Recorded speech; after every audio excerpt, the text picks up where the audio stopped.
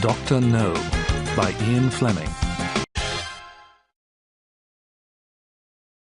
Chapter 1. Murder in Jamaica. It was 6:15 on a peaceful afternoon in February. The sun was sinking low in the sky over Kingston, the capital city of the beautiful island of Jamaica. It had been a hot day, but the air was cooler now. Insects and frogs had started to call and sing. A man had just left a large white building with wide grass lawns and tall trees in front of it. This was a club where he met his British friends. He went to the club every afternoon to have a cool drink. Now he was going to his house, where he also had an office. The man's name was Commander John Strangways, and he was Regional Control Officer for the Caribbean. Strangways worked in Jamaica for the British government, but he was really an agent of the British Secret Intelligence Service. He was a British spy who worked in Jamaica. Lots of people knew Strangways was a spy because he was not careful enough about his secret. Every evening at 6:30, Strangways had to contact London and transmit his report to the headquarters of the Secret Intelligence Service on a radio transmitter. The time in Jamaica was 5 hours behind the time in London. If it was 6:30 p.m. in Kingston, in London it was 11:30 p.m. When Strangways had sent his report, he waited to receive his orders from the Secret Intelligence Service. If Strangways couldn't make contact with the SIS in London at 6:30 p.m., he had to try again at 7 p.m. And if he couldn't send his message at this time, he would try again at 7:30 p.m. If London hadn't heard from him at that time, the SIS wouldn't try to contact him again. The headquarters would declare an emergency. They would immediately start an investigation. They would try to find out why Strangways had failed to make contact. Strangways never changed his routine. He did the same things at the same times every afternoon. Every evening at 6:15 he left the club where he met his friends, and he started his journey back to his office. And every evening he took the same route in his car. He drove along the same streets. Every evening at 6:25, John Strangways met his assistant, Mary Trueblood, at the office. By 6:25, Miss Trueblood had always prepared the radio transmitter so that it was ready for Strangways to send his report to London immediately. On this February evening, 3 large men had been waiting for Strangways on the street near the club. As soon as Strangways came onto the empty, silent street, they started to walk towards him. The 3 men were all wearing dark glasses and carrying white sticks. The men were walking together in a line, one behind the other. The first man was holding a little metal cup. The second and third men were each touching the shoulder of the man in front of them. Strangways began to walk towards his car. He looked at the men and thought that they must be blind beggars. There were some beggars in Kingston, but perhaps Strangways should have been surprised to see 3 blind beggars together. And he should certainly have been surprised that all 3 men were Afro-Chinese. This was an unusual mixture of races in Jamaica. Meeting 3 blind Afro-Chinese men begging together should have seemed very strange to Strangways, but he was thinking about his evening transmission. Strangways carelessly put a coin in the tin cup as he passed the 3 beggars, and he walked on. So he didn't see the men turn around and pull guns from their pockets, and he didn't really feel the bullets which hit him a moment later. He was dead before his body hit the ground. A few seconds later, a big black car appeared in the street. It was a hearse, the kind of car that is used for funerals. It was driven by a 4th Afro-Chinese man. The 3 killers suddenly took off their dark glasses and quickly opened the doors at the back of the hearse. They threw their glasses and their white sticks into the car. Then they picked up the body of the British agent and pushed it into a wooden coffin which was in the back of the hearse. A few moments later, they had got into the car and it had driven away. At 6:25, Mary Trueblood heard the door of the office opening behind her. "The transmitter is ready for you, sir," she said, turning around to welcome her boss. But it wasn't Strangways who was standing in the doorway. It was a large Afro-Chinese man, and he was pointing a gun at her heart. Mary Trueblood opened her mouth, but the man shot her before she could scream. A few minutes later, she was with her boss. Both of their bodies were in the coffin in the back of the hearse, and the office of the regional controller was on fire. Another hour later, and the killers had put some heavy pieces of metal into the coffin with the bodies. Then they had dropped the coffin into the deep water of a lake which was many miles from Kingston.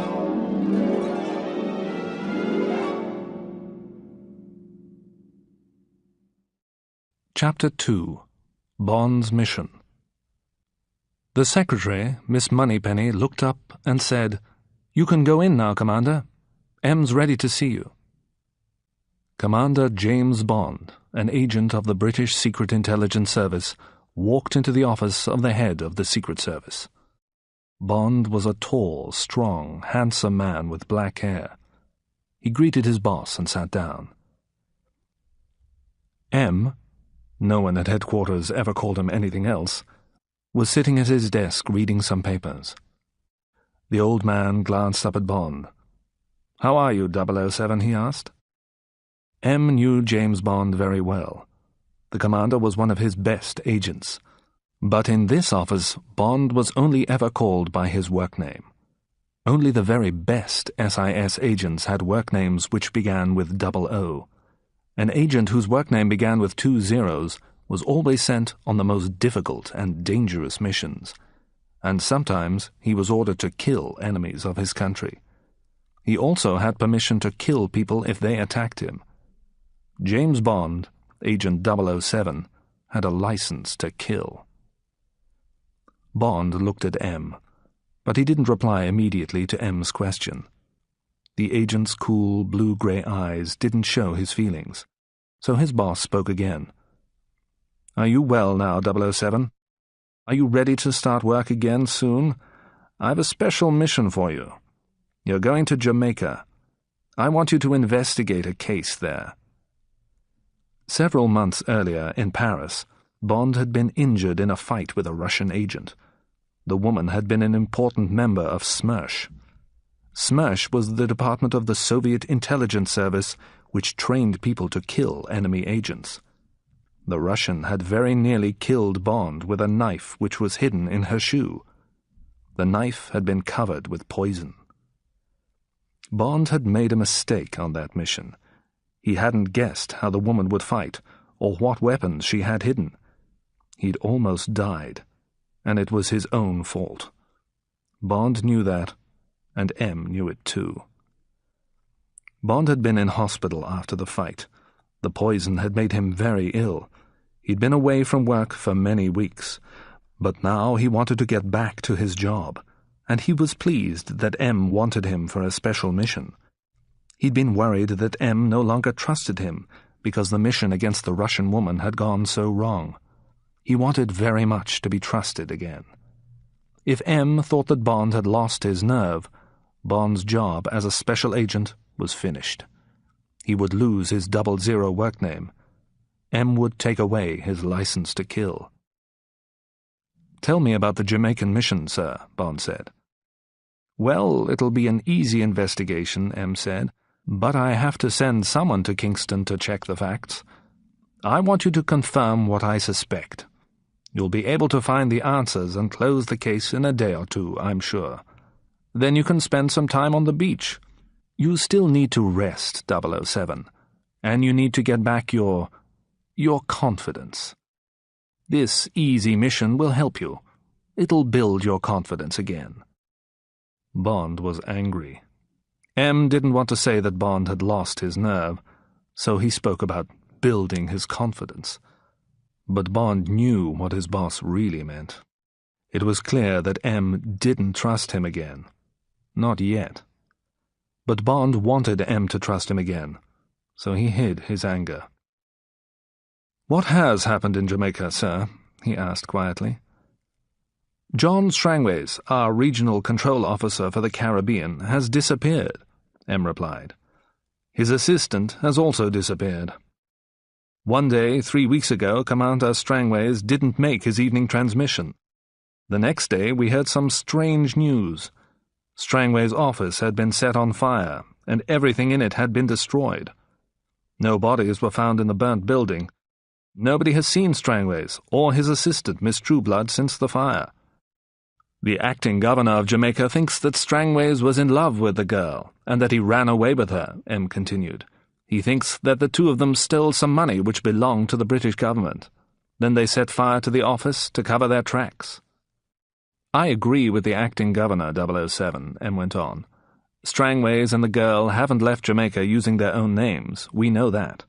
We've checked the seaports and the airport, but Strangways could have made false passports for them both quite easily.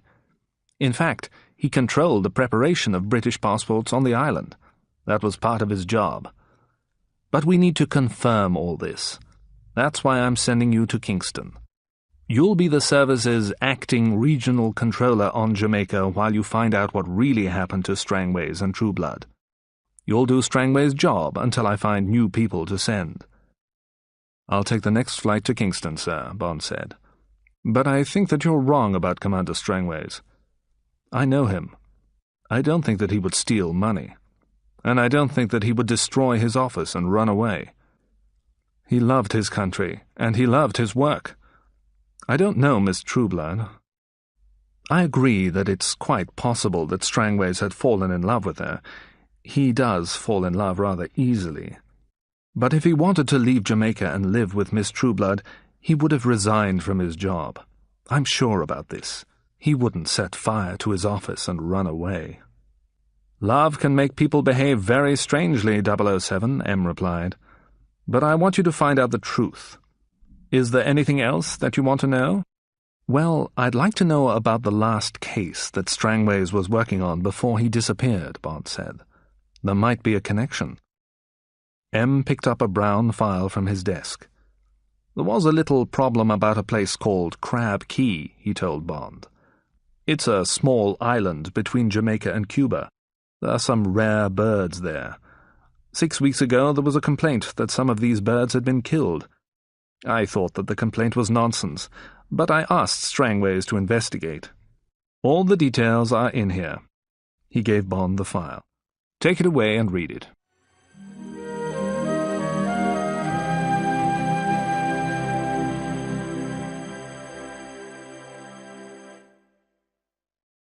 Chapter 3. The Island of the Birds. The story in the file which M had given Bond was a strange one. For many years the island called Crab Key had belonged to Britain, and Jamaica had looked after it. In the 19th century, Crab Key had been rich because of guano. The guano came from a kind of bird called the green cormorant. Huge numbers of these birds visited the island and left their droppings. The guano, the bird's droppings, was full of chemicals called nitrates, which were used as fertilizers. Farmers in Europe spread guano on the ground to make their crops grow. Guano became one of the most valuable products in the world. There were only a few areas in the world where guano could be collected. Sometimes the price of guano was very high. At those times the workers on Crab Key were busy. But when the price of the guano was low, work stopped on the island. This was because the guano on the island was not of very high quality. The highest quality guano could be bought from Peru. The guano from Crab Key couldn't be sold for as much money as Peruvian guano. Collecting the guano and transporting it to Europe cost too much money when the price was low. From 1900 to 1930, guano prices had been low, so all the people left Crab Key. But at the end of that time, the island became famous for another reason. Scientists discovered that a rare kind of bird, the roseate spoonbill, was living there. Almost all the roseate spoonbills in other parts of the world had died, but a lot of them were still living on Crab Key. Many people had been excited by this discovery, and the members of the Audubon Society were the most excited. The Audubon Society bought a lease from the British government officials on Jamaica for the small part of Crab Key where the birds lived. This part became a sanctuary for the spoonbills. The society sent 2 wardens to live on the island. These men studied the roseate spoonbills, and they made sure that no one harmed the rare birds in their sanctuary. Then suddenly, in the 1940s, the price of guano increased. At that time, a man contacted the governor of Jamaica. He wanted to buy Crab Key. This man was called Dr. Julius No. Bond learned from the file that one of Dr. No's parents was German and the other was Chinese. Dr. No offered a lot of money for the island. He also said that the Audubon Society could keep their lease on the small area where the spoonbills lived. The governor of Jamaica talked to the government officials in London, and they decided to accept Dr. No's offer. Since 1942, the island of Crab Key had been owned by Dr. No. Dr. No had moved many workers to the island, and for some years the price of guano was high. But at the beginning of the 1950s, the price fell again. Dr. No had kept his workers on the island, but nobody could understand why. He couldn't be making any money from the guano now. Then Bond read about what had happened in December of the previous year. One of the wardens from the Spoonbill Sanctuary on Crab Key had arrived on the north coast of Jamaica in a canoe. The man had been badly injured in a fire. Most of his body had been terribly burned, and he died a few days later. But before he died, the warden told a very strange story.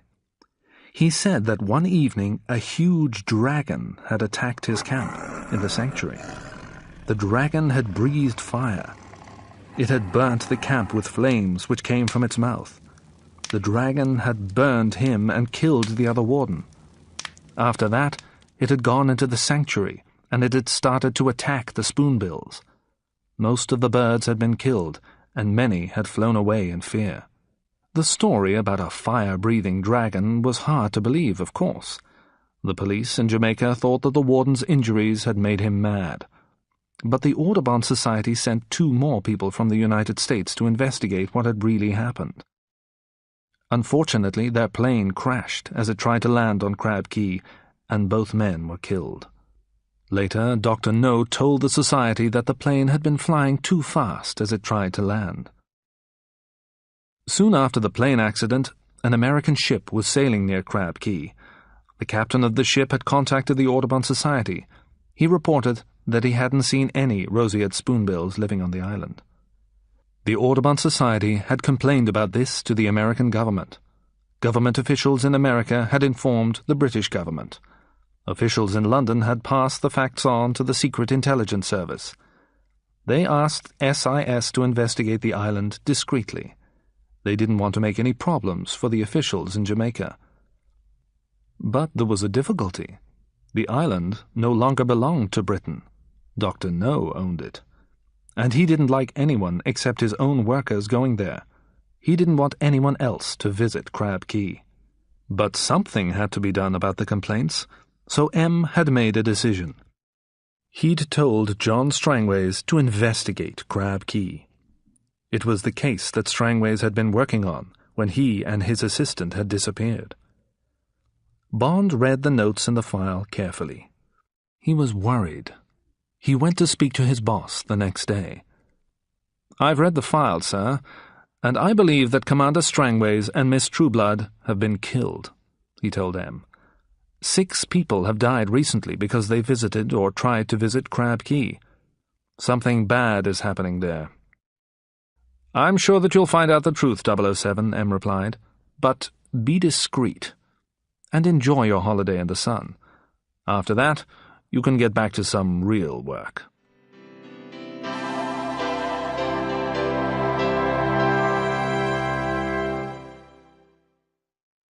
Chapter 4. The Girl at the Airport. James Bond looked out of the window of the plane. The sound of its 4 large engines had changed a little. It was beginning to descend. The plane had already flown over Cuba, and it was now preparing to land. The bright afternoon sun was shining down on the sparkling blue water of the Caribbean Sea. Ahead, Bond could see the beautiful green island of Jamaica. As the big plane turned towards Kingston Airport, Bond thought about the man who was waiting there to meet him. The man's name was Quarrel, and he was a good friend. Bond had worked with the huge black man 5 years before. At that time, Quarrel had helped him on a very difficult and dangerous mission, and now Bond needed his help again. Quarrel wasn't a Jamaican. He'd been born in the Cayman Islands, but he was very well known in Jamaica, and everyone who knew him loved him. If Bond had Quarrel by his side, ordinary Jamaican people would talk to him. People would trust Bond because he was Quarrel's friend. If Quarrel works with me, Bond thought, I'll be able to find out things that the people at King's House won't be able to tell me. The men and women who worked at King's House, the headquarters of the British government on Jamaica, weren't going to be able to give him much more information. So getting information from ordinary Jamaicans was going to be very important. But there were 2 other reasons why Bond wanted to work with Quarrel again. The first reason was that Quarrel knew everything about boats and the sea. He'd been a fisherman all his life. He knew more about sailing small boats around the coast of Jamaica than anyone else. If Bond had to go secretly to Crab Key, Quarrel could get him there safely by boat. And the second reason was that Quarrel was very fit and strong. He kept himself very fit, and he knew how to make other people fit too. He would help Bond to get strong again. Bond had lost a lot of strength since his illness. Now Quarrel would be Bond's personal trainer. Bond wasn't going to investigate the mystery of Crab Key until he felt strong again. The plane's wheels touched the ground, and Bond got up from his seat. In a few minutes he would be in the airport building. Bond hoped that he could collect his 2 cases quickly. His office in London had arranged for the airport staff to unload Bond's cases from the plane first, and he knew that no one at the airport would look inside them. This was a good thing. The cases contained many things that Bond didn't want anyone to see, including his guns, a .32 Walther PPK and a .38 Smith & Wesson. Bond saw Quarrel as soon as he walked into the main building of the airport. The huge brown-skinned man looked exactly the same as when Bond had last seen him. There was a wide smile on the Cayman Islander's handsome face. "How are you, Captain?" Quarrel asked as he shook Bond's hand. Quarrel had always called Bond Captain. "It's good to see you again," Quarrel went on. Then he looked carefully at his friend's face. "Have you been ill?" he asked quietly. "Yes," replied Bond. "I had a problem with some Russians. A lady from Smersh poisoned me. She didn't like me very much. But I'm getting stronger every day, and you'll soon get me completely fit, I know that. After a week of your training, I'll be ready for anything." The two friends picked up Bond's cases and walked towards the main doors. But as they were about to leave the airport, something happened which worried Bond. A young Chinese woman with a large camera ran up to them. Before Bond could do anything to stop her, she'd taken a photo of him. The girl looked at a piece of paper which she took from her bag. It was a list of names. "You must be Mr. Bond," she said. Then she smiled. Bond was suspicious. He thought that the smile was false. "I work for the newspaper here in Kingston, the Daily Gleaner," the girl went on. "I'm a reporter. I try to talk to all the interesting people who visit our island, and I always take their photograph. The readers of our paper like to know about new visitors, and I'm sure that you're a very interesting person. Will you be staying in Kingston, Mr. Bond?" "Yes, but not for long," Bond replied. His voice was cool and unfriendly. "I'm on my way to somewhere else." "And which hotel will you stay at while you're in Kingston?" the girl asked. She smiled, her false smile again. "The Metal Bank Hotel. And now I'll say goodbye to you," Bond said. The two men left the airport building and started to walk towards the car park. "Quarrel, have you seen that girl taking pictures at the airport before?" Bond asked. "Well, no, Captain," his friend answered. "But the Daily Gleaner employs many reporters." As they walked, Bond was thinking carefully. This was a bad start. If his name and photo appeared in the paper, everyone would know that he had arrived on the island. Bond certainly didn't want everyone to know about his arrival. Mistakes that you make at the start of a mission are the hardest mistakes to correct, Bond said to himself. He sometimes thought of his work as a kind of very dangerous sport, and he knew that in this sport of spying, it was bad if the enemy won the first game. But was there an enemy here on Jamaica? Perhaps he would soon know the answer to that question. After a minute, the two men reached the car which Quarrel had brought to meet him. Then Bond knew that the reporter had been only the first of his problems. The car was a black Sunbeam Alpine, and it had British government registration plates. In a few seconds, Bond realized that this was the car which had been used by Strangways, the regional controller who had disappeared. "Quarrel," he said angrily, "why on earth did you bring this car to meet me? Shall I put a sign round my neck with the words 'British Spy' written on it?" "The acting governor's assistant told me to bring this car," Quarrel replied. "His boss told him that you should use it while you're in Jamaica. It really belongs to your department. Did I do something wrong, Captain?" In a moment, Bond's anger had disappeared. He wasn't angry with Quarrel. This was the acting governor's fault. Now Bond was only angry with himself.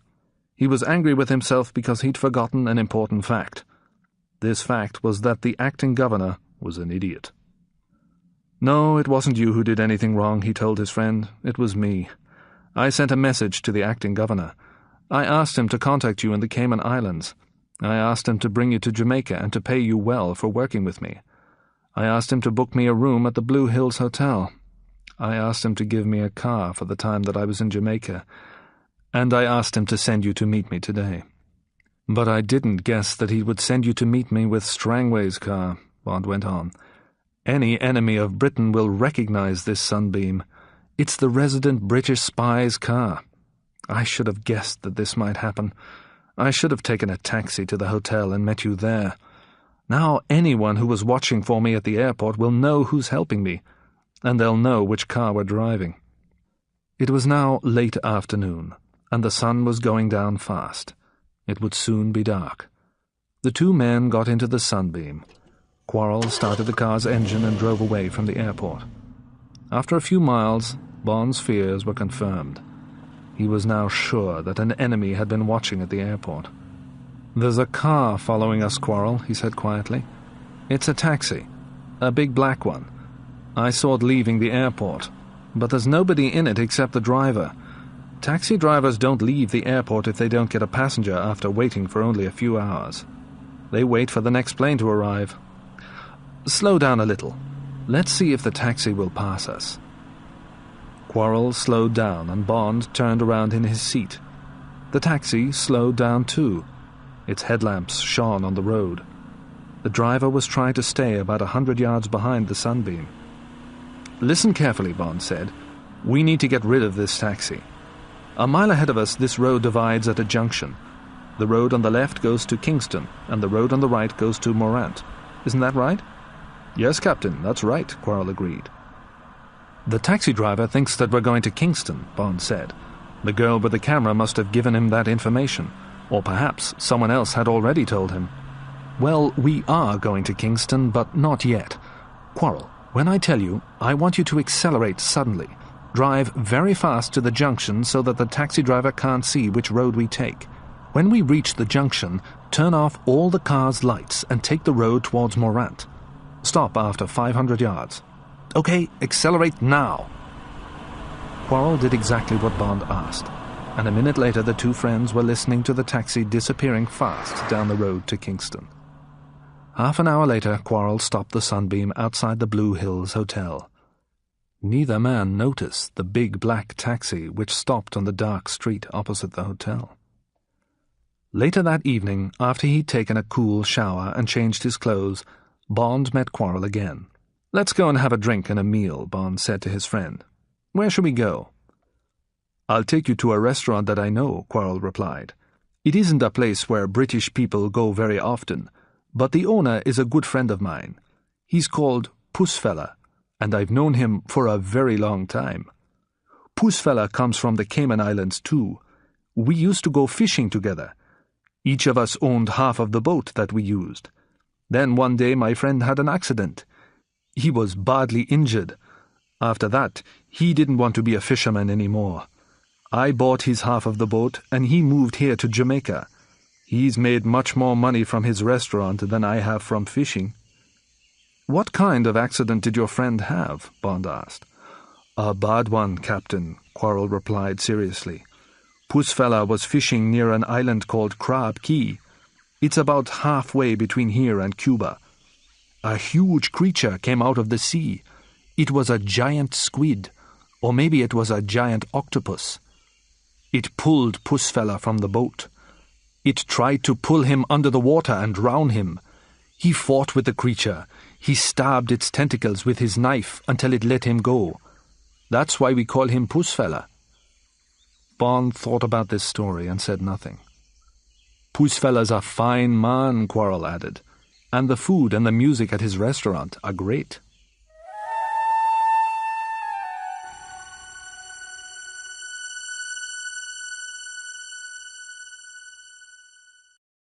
Chapter 5. Threats and Dangers. Bond had to agree with his friend. Pussfella was a fine man, and the food and music at his restaurant were great. Bond drank his favorite cocktail, a vodka martini, and Quarrel drank cold beer. As they ate a delicious meal, the two friends listened to a group of musicians who were playing Jamaican songs. "Quarrel, tell me more about this island called Crab Key," Bond said when they had finished eating. "It's a bad place, Captain," the Cayman Islander replied. "It's very bad luck to go there. A Chinese gentleman owns it. When he bought it, he took some men and women there to collect the bird droppings, the guano. But he doesn't let any of his workers leave the island, and he doesn't let anyone else visit his island. He has guards with powerful guns who watch the coast of Crab Key, and he has a radar system and a plane. He uses these things to search for strangers on his island. Some friends of mine have disappeared there. They were fishermen. They landed on the island, and no one has ever seen them again." "That's very interesting," Bond said quietly. Then he told Quarrel about Strangways and Mary Trueblood, and when they had disappeared. "Captain," Quarrel said, "if Mr. Strangways and his assistant were interested in Crab Key, that Chinese gentleman ordered them to be killed. I'm sure about that. He hates people who become interested in his island, and he kills anyone who interferes with his privacy." There was a movement behind their table and a sudden flash of light. Bond turned round quickly. The young Chinese woman from the airport was standing in a corner of the restaurant. She was holding up her camera. She was going to take another picture. "Stop her, quickly," Bond whispered to Quarrel. Quarrel jumped up from his chair and stood in front of the girl. He smiled at her. "Good evening, miss," he said politely. He held out his hand. The girl smiled her false smile and put her hand in Quarrel's to shake it, but Quarrel grasped her hand very tightly and swung her round, moving like a dancer. Then he pulled her arm up behind her back. "Don't do that! You're hurting me! Let me go!" the girl shouted angrily. "I'll report you to the police." "My friend and I are going to ask you some questions, miss," Quarrel said. "I hope that you'll give us good answers." The girl looked at Bond. "Please, tell this man to let me go," she said. "Perhaps I'll tell him to let you go when I've heard your answers," said Bond. "Why are you trying to take more pictures of me?" "The photo that I took at the airport wasn't good," the girl answered angrily. "My boss told me to get a better one." "Are you talking about your boss at the Daily Gleaner, or are you talking about some other boss?" The girl didn't answer. Bond looked carefully at her face for a moment. Then he asked, "What's your name?" "I won't tell you," the girl said. Quarrel pushed her arm further up her back. She fought like a fish that was caught in a net, but Quarrel's arms were as strong as steel. The girl screamed. "Okay, I'll tell you," she said. "My name is Annabelle Chung." At that moment, Pussfella came up to the table. "Is this girl making trouble for you, sir?" he said. "Shall I make her leave?" "No, thank you, Pussfella. We want to talk to her," Bond replied. "But there is something you can do for us." Please phone the office of the Daily Gleaner. Ask them if they employ a photographer called Annabel Chung." Pussfella hurried away. "I'm sorry," Bond said to the girl, "but I can't understand why you or your boss want pictures of me. I'm just an ordinary traveler. I'm visiting Jamaica for a day or two. Why are you interested in me?" "I've told you already," the Chinese girl replied angrily. "It's my job to take photos." At that moment, Pussfella returned. "The people at the paper know her," he told Bond. "She isn't a reporter, she's a photographer.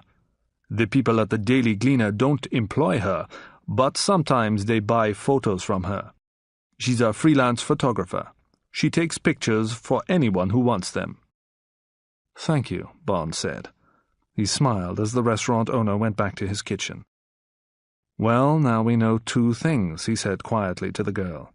"You didn't ask Pussfella to help you, so I guess that you don't really want to report us to the police.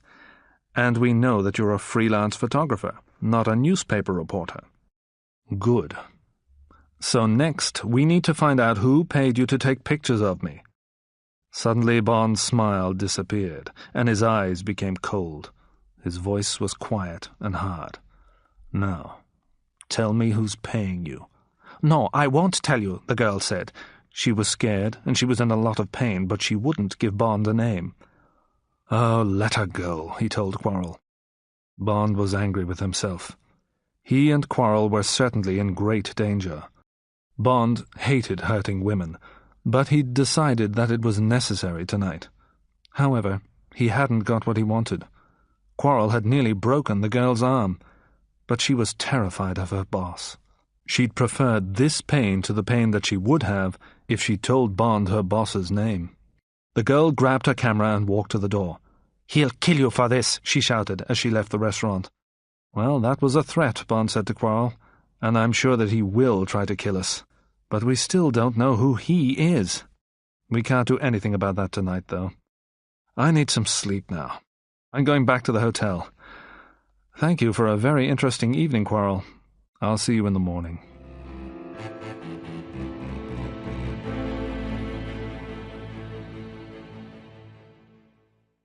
Chapter 6.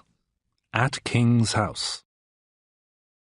The next morning, Bond was still thinking about the Chinese girl's threat. He was now quite sure that John Strangways and Mary Trueblood had been murdered, and he believed that they'd been murdered because of their interest in Crab Key. It was possible that, whoever the murderers were, the orders for the killing had been given by the owner of Crab Key, and the owner of Crab Key was the mysterious Dr. Julius No. So it was possible that the he of Annabel Chung's threat was also Dr. No. He was certainly Bond's main suspect. Did Bond really need to find out more about Dr. No before he investigated Crab Key? He didn't think so. He knew what Quarrel and his friends thought already. But later he would talk to the British officials at King's House. He would check the information that they had in their files about the owner of Crab Key. Soon Bond would need to visit the Doctor's Island, but before he went there, he would spend some time with Quarrel. He had to get stronger and fitter. But the most important thing was for he and Quarrel to cover their tracks. Since he'd arrived in Jamaica, too many people had found out that Bond was working on the island. He needed to disappear, and so did Quarrel. Bond was thinking about all this as he sat finishing his breakfast in his hotel room. Someone knocked on the door. He opened it carefully, and Quarrel came into the room. "Hello, Quarrel. I'm going to spend my time at King's House today," Bond told his friend. "I won't need you with me, but I've got some jobs for you to do." "Okay, Captain. Tell me what you want me to do," the Cayman Islander replied. "Well, first, we must get rid of the Sunbeam Alpine," Bond said. "I'll give you some money. Go to a car hire company. Hire a car for 1 month. Pay all the money now. We need a small, fast car. Next, find 2 men who look like us. One who looks like you and one who looks like me. Tell them that you want them to take the Sunbeam to Montego tomorrow. They must take the road that goes through Spanish Town. Tell them to leave the car in Montego. Give each man £10 to do this. Will you be able to find 2 men?" "Yes, Captain. That won't be difficult," Quarrel replied. "There's something else," Bond went on. "The men must look like us, and they must also be dressed like us. So buy them some new clothes, the kinds of clothes that we wear. They must wear these clothes when they drive the Sunbeam to Montego. If they ask why, tell them that you work for a mad American, and that the clothes are his idea. Tell the men that they'll be well paid for driving the car, and tell them that they can keep the clothes. Perhaps they won't ask too many questions when they see the money." Quarrel laughed. "I understand you," he said. "You want to cover our tracks. So you're going to make some false tracks. You want someone to think that we are in Montego. But where will we be, Captain?" "We'll move to the north coast. We need some privacy," Bond replied. "So the other thing that I want you to do today is this. I want you to rent a house for us on the north coast. Do you remember the house that we rented the last time we worked together?" "Yes, it was near Morgan's Harbour. It was in a place called Bow Desert," Quarrel replied. "Find out if we can rent that house again," Bond said. "If this isn't possible, try to find another house in the same area. Rent whichever house you can get for a month. Pay all the money now. Tell the company that owns the house that Mr. James wants to rent it. I'll write to them if they need more information, but get the house keys today." "I won't see you again today, Quarrel," Bond went on, "but please come here at 6:15 tomorrow morning. Bring the new car, and bring the men who are going to drive the Sunbeam to Montego. Be careful today, my friend. Don't let anybody follow you. We'll be in great danger until we get out of Kingston." Bond gave his friend a thick bundle of banknotes. "Here's some money," he said. "That should be enough to pay for the house, the car, and the 2 men who will look exactly like us. Our doubles." At King's house, Bond was welcomed by the acting governor's assistant. Bond wanted to discuss the details of his mission with the assistant, but first he would have to talk to the acting governor for a few minutes and be polite to him. The acting governor's assistant took Bond into his boss's room, then he left the 2 men alone. Bond already knew a lot about the acting governor. The man had never been well liked anywhere. He was going to retire from government work soon, and this would be his last job. He would be working on Jamaica for only a few months more, and his only wish during this time was to avoid any trouble. Bond thought that the man was an idiot. The decision to give Strangways' Sunbeam to Bond had confirmed it, and after a few minutes' conversation with the man, Bond learned more about him. The acting governor disliked all members of the Secret Intelligence Service. He wasn't interested in what had happened to Strangways and Miss Trueblood, and he certainly didn't want James Bond, an acting regional controller from the SIS on the island. "Mr. Bond, that file is closed," the acting governor said coldly. "You must not start another investigation. Strangways and the girl have run away together. They've taken government money with them. I don't want to hear any more about it, and I don't want you making trouble on this island. That's my decision. Is there anything else that you need to do here, now that you've come?" For a moment, Bond looked at the big, red-faced man without speaking. "Yes, sir," he replied at last. "I'll report your ideas about Miss Trueblood and Commander Strangways to London. But while I'm here, I have to investigate something that has been happening on Crab Key. It's something about birds. The British government has asked me to do this." Suddenly the acting governor became more friendly, and Bond knew why. Crab Key didn't belong to Britain any longer. It was owned by Dr. Julius No. If Bond caused any trouble there, it wouldn't be the acting governor's problem. He was only going to be on Jamaica for a few months more. "That's a good idea, Bond," he said. "Birds are very important. You must talk to the Colonial Secretary. He might have some information about Crab Key." The acting governor spoke a few words into a phone. A moment later, his assistant came back into the room. "Take Mr. Bond to see Mr. Pleydell Smith," said the acting governor. An hour later, Bond was finishing his lunch. He was in a restaurant with Mr. Pleydell Smith, the Colonial Secretary. Mr. Pleydell-Smith was a friendly 30-year-old man with untidy hair and bright, intelligent eyes. When they'd met earlier, Pleydell-Smith had surprised Bond. He had recognized Bond's name. He'd spoken kind words about the trouble which Bond's last visit had caused for some people at King's House. He told Bond that a few days earlier he'd found a report about Bond's last mission in Jamaica. Someone had taken the file from the storeroom and left it on a desk. Pleydell-Smith had read the report with interest and enjoyment. "I hope that you can stir things up again, Commander Bond," he said.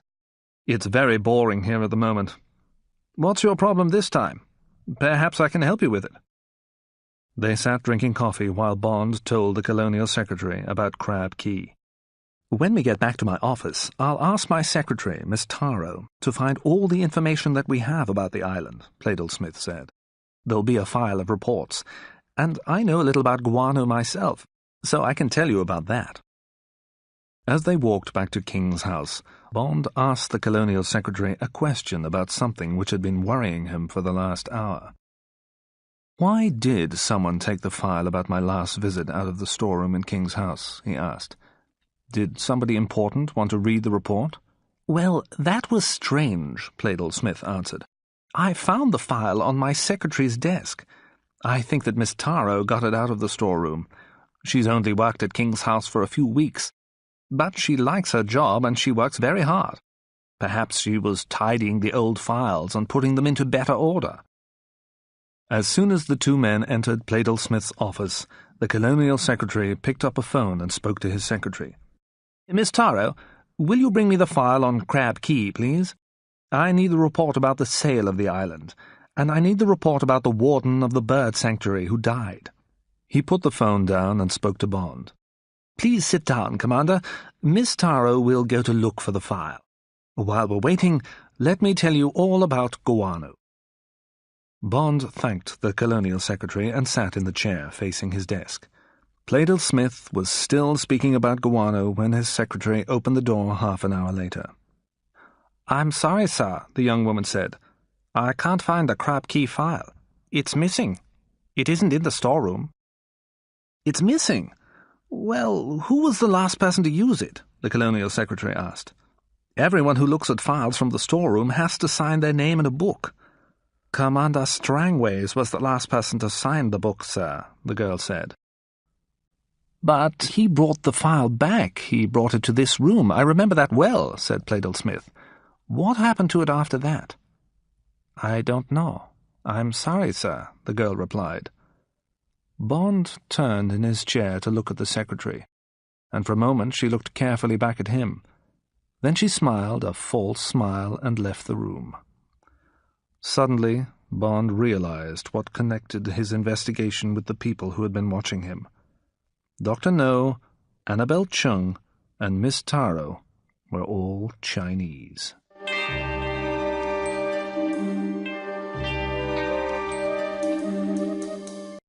Chapter 7. The Gift. After he left Pleydell-Smith's office, Bond worked for an hour in the library at King's House. He found a good map of Crab Key, and he made notes about the geography of the island. He also made a drawing of the map. Crab Key was about 20 miles north from the northern shore of Jamaica. Dr. No's island wasn't very big. It was about 12 miles long from east to west, and about 4 miles wide from north to south. There was high ground at the western end of the island. At the furthest western point, there was a mountain. On one side of the mountain, a steep cliff went down to the sea. It was on this part of the island that the green cormorants lived. The birds lived on the rocks of the steep cliff. The birds' droppings, the guano, was collected from the rocks and loaded into ships. The larger part of the island, the eastern part, was an area of swamp. In the middle of this low, swampy ground there was a lake, and from this lake a small river ran towards the sea in the south. The river flowed into the sea at a small sandy beach, about halfway along the island's south coast. Bond knew that the bird sanctuary was in the swampy area of the island. He guessed that the warden's camp was probably close to the place where the river flowed out of the lake. The wardens could drink the water from the lake, Also, the river was an easy route to the sea. The warden's camp was not shown on the map in King's House Library, but that was because the map was old. It had been made many years before the roseate spoonbills were found on the island. By 4 o'clock, Bond had done everything that he could do at King's House. He felt tired. He decided to return to the Blue Hills Hotel and rest for a while. As Bond entered the hotel, a member of the staff called out to him. "Mr. Bond?" "Mr. Quarrel phoned earlier this afternoon," the young woman said. "He gave me a message for you. He said, 'I've arranged everything. Also, a messenger brought a gift for you. It's a basket of fruit. The messenger took it up to your room.'" "That's strange. Who sent this gift?" Bond asked. "The messenger said that it was from the acting governor's assistant at King's House," the young woman replied. Bond went to his room and very, very quietly unlocked the door. Then he took out the Walther PPK. With the gun in his hand, he suddenly kicked the door open. There was no one in the room, so he entered carefully. He checked all the cupboards in the bedroom, then he checked the bathroom. When he was sure that no one was hiding anywhere, he shut and locked the door of the main room. On a table in a corner of the room there was a huge basket of fruit. Oranges, grapefruit, bananas, apples, peaches. On top of the fruit there was a white card with a message which said, "A gift from the acting governor." Bond knew that the acting governor disliked him. Why on earth would the man send him fruit? Bond was very suspicious. He put his ear next to the basket and listened very carefully. There were no strange sounds. Next, he quickly pushed the basket off the table and jumped backwards. The fruit fell onto the floor.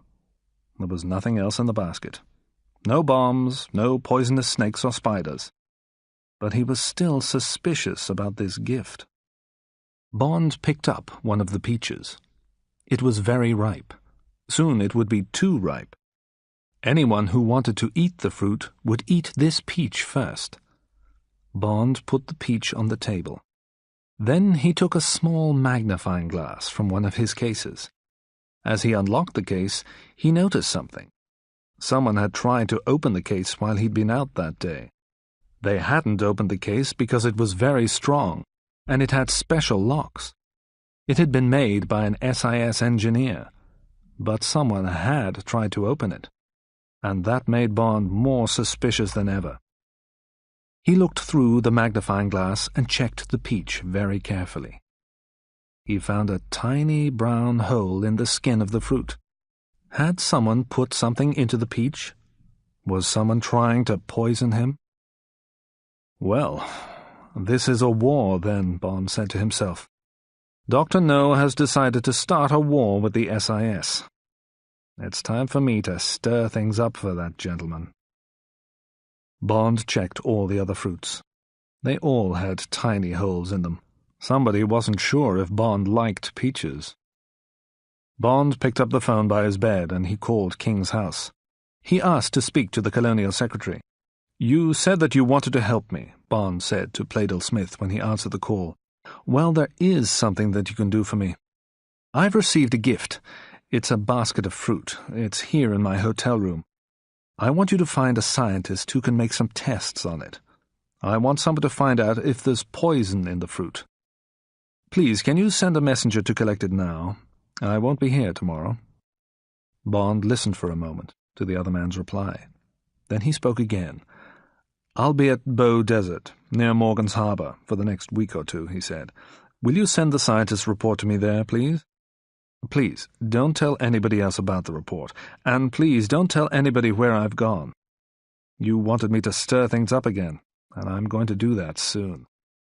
But the acting governor won't like it. So don't tell him what I'm doing, and please, don't tell your secretary, Miss Taro, about this. This is most important. I'll explain the reason when I see you again. Goodbye." When he finished his call, Bond started thinking. Should he contact London? Perhaps he should tell his boss that everything had changed and that he needed some help from London.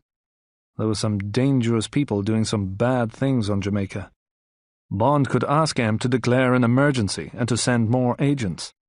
He could tell M that Dr. No had tried to kill him with poisoned fruit. But was that a good idea? He didn't know yet if the fruit was poisoned, and he wasn't sure that Dr. No had sent it. M might think, "What's this nonsense about poisoned peaches? 007 has completely lost his nerve, and now he's become crazy. He must come home." After a few minutes, Bond decided not to contact London, but he was taking a risk. If something did go wrong now and he hadn't sent a warning to M, Bond would be in trouble. He might lose his job, or he might die. Well, he told himself, I must make sure that nothing goes wrong. After the messenger from King's house had taken away the fruit, Bond had a meal and a few drinks. Then he locked all the windows of his room. Finally, he packed his bags and he went to bed early. He had to be ready to leave the hotel soon after 6 o'clock the next morning. The night was hot, so he covered himself with only a sheet. In the middle of the night, James Bond woke up suddenly. What had woken him? He listened carefully. There was no sound. The room was very dark, so he could see nothing but the numbers on his luminous watch. The time was 3 a.m. Then Bond felt a movement on his right foot. Something was starting to move slowly up his leg. Was it a snake? Was it an insect? If it was some kind of insect, it was a big one. Bond thought it must be about 6 inches long. And he could feel its feet lightly touching his skin as it moved. How many feet did this creature have? 100? Suddenly Bond knew what was crawling over his body. It was a centipede. As he realized this, the hair on his head stood up straight and he went cold with fear. He knew that some centipedes in the Caribbean were very, very dangerous. If this creature bit him and its poison went into his body, Bond would probably die. Now the centipede had reached his knee. Bond knew that there was only one thing that he could do. He had to remain completely still. If he moved, the creature would bite him. But it was difficult to remain still while the centipede moved up his body. The next 5 minutes passed very slowly for Bond.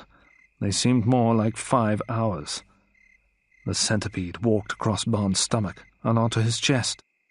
Bond started to sweat. Drops of water started to come out of his skin. The creature stopped for a while over Bond's heart. If it bites me there, he told himself, I'll certainly die. But the centipede moved on slowly, and it reached Bond's shoulder. Bond tried to hold his body absolutely still, but the muscles of his stomach, arms and legs started to tremble. He must not move. He felt the centipede crawl up his neck, onto his chin and over the corner of his mouth. Then it moved along his nose. He closed his eyes. A moment later, the creature was moving over his left eye. Bond felt ill with disgust and fear. The centipede stopped for a while on his head. What if the creature got caught in his hair? Bond realized that it was drinking his sweat. Then it slowly crawled off his head onto his pillow. A moment later, Bond jumped up from the bed, switched on the light and grabbed one of his shoes. He watched while the huge brown centipede crawled down the side of the bed and onto the floor. Then he crashed the shoe down onto the insect as hard as he could. The centipede's body burst open, and yellow liquid came out of it. Bond ran to the bathroom and vomited.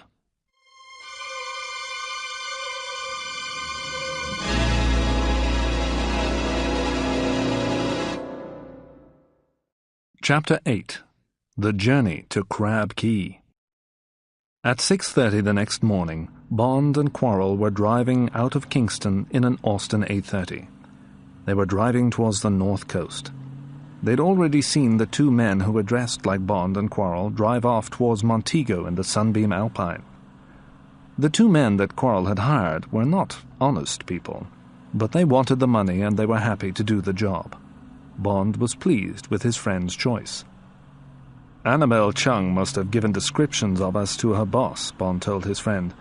If any of Dr. No's men are watching the road for the Sunbeam Alpine, they'll have those descriptions with them.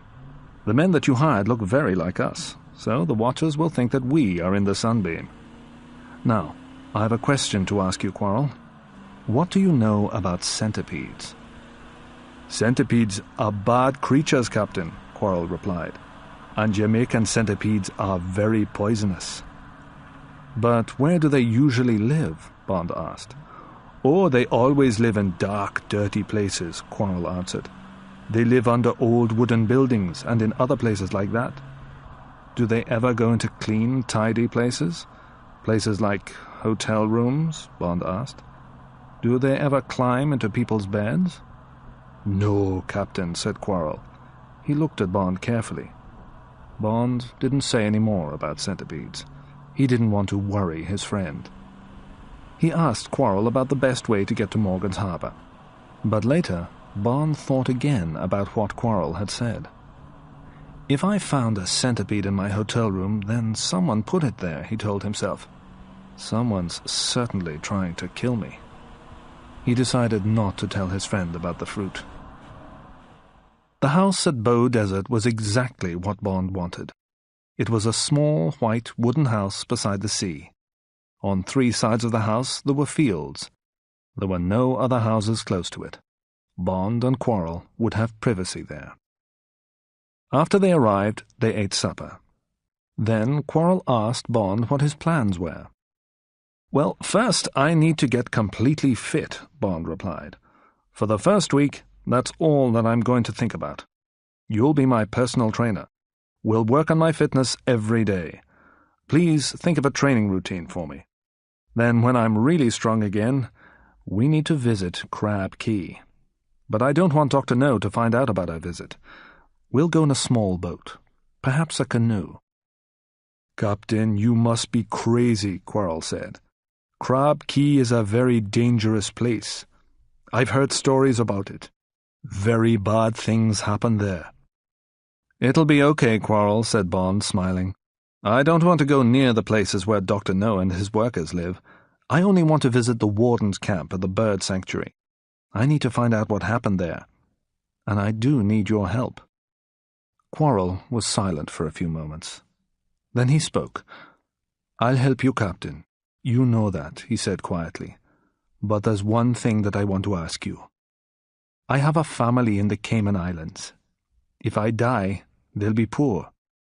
Will you buy some life insurance for me? Then if anything bad happens, my family will have some money." "Yes, I'll do that for you," Bond answered. "We'll go to Port Maria in the morning. I'll arrange everything there. I'll insure your life for £5,000. "You're a good man, Captain," said Quarrel. "Where do you want to land on Crab Key?" "There's a sandy beach halfway along the south side of the island," Bond replied. "A small river flows into the sea there. I want to land at that beach, then move up the river. I think that the warden's camp was beside that river near a lake. No one must see us arrive. That's most important." "We'll go at night," said Quarrel. "We'll go in a canoe with a sail. We'll make the journey in about 1 week's time. The winds will be blowing in the best direction then. Also, there won't be much moonlight in 7 days' time. We'll be able to land without anyone seeing us. We'll need to take enough food for 3 days." "Okay," Bond replied. "Bring your knife. I'll bring a gun." The next morning the 2 men went into Port Maria, and Bond bought Quarrel some life insurance. And the morning after that, the fitness training began. Each day Bond and Quarrel got up at 7 a.m., and they swam a 1/4 of a mile in the sea. Then they had breakfast, rested in the sun for 1 hour, and ran a mile along the beach. Then they swam another 1/4 of a mile. At midday they ate lunch. After that they slept for an hour, rested in the sun for another hour, then swam a mile. After all this exercise they took hot baths, and then Quarrel massaged Bond's body. He rubbed oil into the parts of Bond's body which had lost their strength during his illness. Then the 2 men ate dinner. By 9 p.m. they were asleep. This training routine was hard work for Bond, but after a week he was feeling much stronger and fitter. During this week, 2 things happened which made Bond more suspicious about Dr. No. First, he read a report in the Daily Gleaner newspaper about a road accident. 2 men had been killed near Spanish Town on the road between Kingston and Montego. A truck had been traveling too fast. It had crashed into the Sunbeam Alpine that the men were in. The police wanted to talk to Mr. James Bond, who had borrowed the car from the acting governor. The other thing that happened was that a note arrived from Pleydell Smith. A scientist had checked the fruit which had been sent to Bond at the Blue Hills Hotel. Each fruit had contained a lot of powerful poison. Bond burned the newspaper, and he didn't tell Quarrel about the note. Quarrel was already worried about the mission to Crab Key. Bond didn't want to worry him more. At the end of the training week, Quarrel hired a canoe from a man in Port Maria. The canoe was a simple kind of boat which was made from half of a tree. It had a small sail as well as 2 heavy wooden paddles. For 3 days, Bond and Quarrel practiced sailing and paddling the canoe along the northern coast of Jamaica. "It's a good canoe," Quarrel said. "It'll get us to Crab Key easily. We'll be able to use the sail for the first 7 or 8 hours of the journey. After that, we'll take down the sail and only use the paddles. If we don't use the sail near the island, Dr. No may not see us on his radar." At last, the evening came when Bond and Quarrel were going to start their dangerous mission. Bond was excited. He put on a pair of black jeans and a dark blue shirt. It was good to get back to work. He had a good man to help him, and he knew that his enemy, Dr. Julius No, was a very bad person. Bond was licensed to kill, and now he had to kill Dr. No before Dr. No killed him. Bond checked both his guns. Which one should he take on this mission? The Walther PPK or the Smith & Wesson? He decided to take the Smith & Wesson. It could shoot further than the Walther PPK. The night was very dark. There was no moon in the black sky, only sparkling stars. At about 8:30, Bond and Quarrel put their backpacks into the canoe. The packs contained enough food for 3 days. Then they pushed the canoe out into the sea and picked up the paddles. Nobody saw the 2 men leave. For 15 minutes, Bond used his paddle to pull the canoe through the water. Quarrel was steering the boat with his own paddle. At the end of that time, Bond stopped paddling and the 2 men put up the sail. Soon the canoe was moving quickly through the water. All through the night, one of the men would have to steer the boat. He would have to look at the stars in the sky to find the right direction. And while one of them steered the boat, the other could sleep. They decided that first Quarrel would steer for 3 hours while Bond slept, then Quarrel would wake Bond, and Bond would steer while Quarrel slept. When they got near the island, both men would have to be awake. Bond was tired, and after a few minutes he fell asleep. He slept until midnight when Quarrel woke him. For the next 3.5 hours, Bond steered the canoe while his friend slept. Although the night was too dark to see anything around him, there were sounds for Bond to hear. Sometimes fish were swimming beside the boat. Bond could hear them jumping out of the water and falling back into it. And Bond knew that in the sea, deep below the boat, much bigger fish were swimming. Sharks, bonito, barracuda, perhaps even giant squids. Quarrel woke at 4 a.m. "We must be near the island now, Captain," he said. The 2 men took down the sail and they started to use the paddles to pull the boat through the water. Soon there was a narrow line of light in the sky to the east, and then, in the first light of the morning, they could see Crab Key ahead of them. They worked hard with the paddles as they got nearer and nearer to the land. They turned towards the east, and then they steered the canoe along the island's shore. Now there was enough light to see the little river and the sandy beach. "We must hurry," Bond said. "We need to hide the canoe before anybody sees it. We must hide the canoe, and we must cover our tracks." There were some bushes at the edge of the sandy beach. Bond and Quarrel pulled the heavy canoe into these bushes and covered it with leaves and branches. Then Quarrel cut some big leaves from a palm tree. He used these to sweep the sand. As he walked backwards towards the bushes, he brushed sand over their footprints. He covered their tracks. It was 5 o'clock now, and both men were tired. They hid in the bushes and lay down on the sand. In a few moments, they were asleep.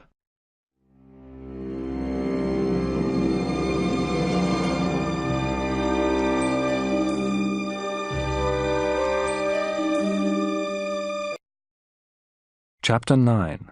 The Girl on the Beach. Bond woke suddenly. He looked at his watch. It was now 10 o'clock in the morning. Quarrel was no longer lying nearby. He must have woken earlier and started exploring, Bond thought. A moment later he heard someone moving through the water on the shore. Then the sound stopped. Bond looked through the bushes towards the sea. He was expecting to see his friend on the beach. But it wasn't Quarrel who was standing there. It was a young woman who was wearing a swimsuit. She had her back towards Bond, and she was looking at the sea. A green rubber diving mask was pushed onto the top of her head. She was holding a large bag made of a piece of fishing net. There were many large pink, white, and purple seashells in the bag. Around her waist, the girl had a wide leather belt with a knife in it. Her skin was a golden-brown color, and her legs were long and slim. Her long, pale blonde hair was cut off straight at her shoulders. Bond looked at the girl's beautiful body for a moment longer. But this wasn't a good time to think about beautiful women. Bond was on a dangerous mission. This girl was going to be a problem for him. If she lives on the island, she's a danger to us, Bond thought. If she lives here, she either works for Dr. No, or she's his girlfriend. If she finds out that Quarrel and I are here, she'll tell Dr. No, and then he'll send his men to find us. But if she came to the island secretly like us, she'll still be a danger to us. If she's a secret visitor to Crab Key, perhaps she's been less careful than we were. Dr. No's radar might have told the guards about her already, and if Dr. No's guards come to look for her, they might find us too. I need to talk to her. Before he moved, Bond looked more carefully along the beach. A small canoe had been pulled up onto the sand. The girl must have come to the island in the canoe, so she didn't work for Dr. No. Tracks in the sand led from the canoe to where the girl was standing. There was only one set of tracks, so there was nobody else with her. Bond stood up and walked quietly out of the bushes onto the beach. "Good morning," he said. "Who are you?" As the girl turned round quickly, she pulled the long knife from her belt. Her face was as beautiful as her body. "If you try to touch me, I'll kill you," the girl said angrily. "Please don't do anything silly. I don't want to hurt you," Bond said. "Have you got some more clothes in your canoe?" The girl nodded her head. "Good. Please put them on," Bond said politely. "I need to talk to you." The girl walked towards her canoe, picked up a white shirt and a brown skirt and put them on. Then she turned back towards Bond and smiled at him. She had very beautiful blue eyes. "I'm sorry that I was rude to you," she said. "It's okay. Forget about that," Bond replied. "Now, tell me about yourself, please. What's your name? How did you get here? Where have you come from? What are you doing here?" "What a lot of questions," the girl said. "Well, my name is Honey Ryder. I'm Jamaican. I came here in the canoe that you can see. I came here from Morgan's Harbour. I often come here at night. I collect seashells from the sea around this island. I dive deep into the water to find them." Bond was surprised. It was a long and difficult journey from Morgan's Harbour to Crab Key. If the girl often came to the island alone, she must be a very good sailor. "Why do you collect seashells, honey?" asked Bond. "It's a long way to come just for some shells." "Collecting shells is my job," the girl replied. "There are some very valuable shells in the sea near this island." She pointed at the shells in her net bag. "These shells are very rare and unusual," she went on. "Some people will pay a lot of money for unusual shells. I sell the shells that I find to a man in Kingston. He sells them to a store in Miami, in the USA. "How do you know which shells to collect?" Bond asked. "Oh, I know all about the creatures that live in the sea and on the land in these islands," the girl told him. "I've been interested in them since I was very young. I wanted to get a job studying the small animals that live in the sea and on the shore near the sea. But you need to study at a university before you can get a job like that. That wasn't possible for me. I didn't have enough money to go to a university. So now I collect and sell shells."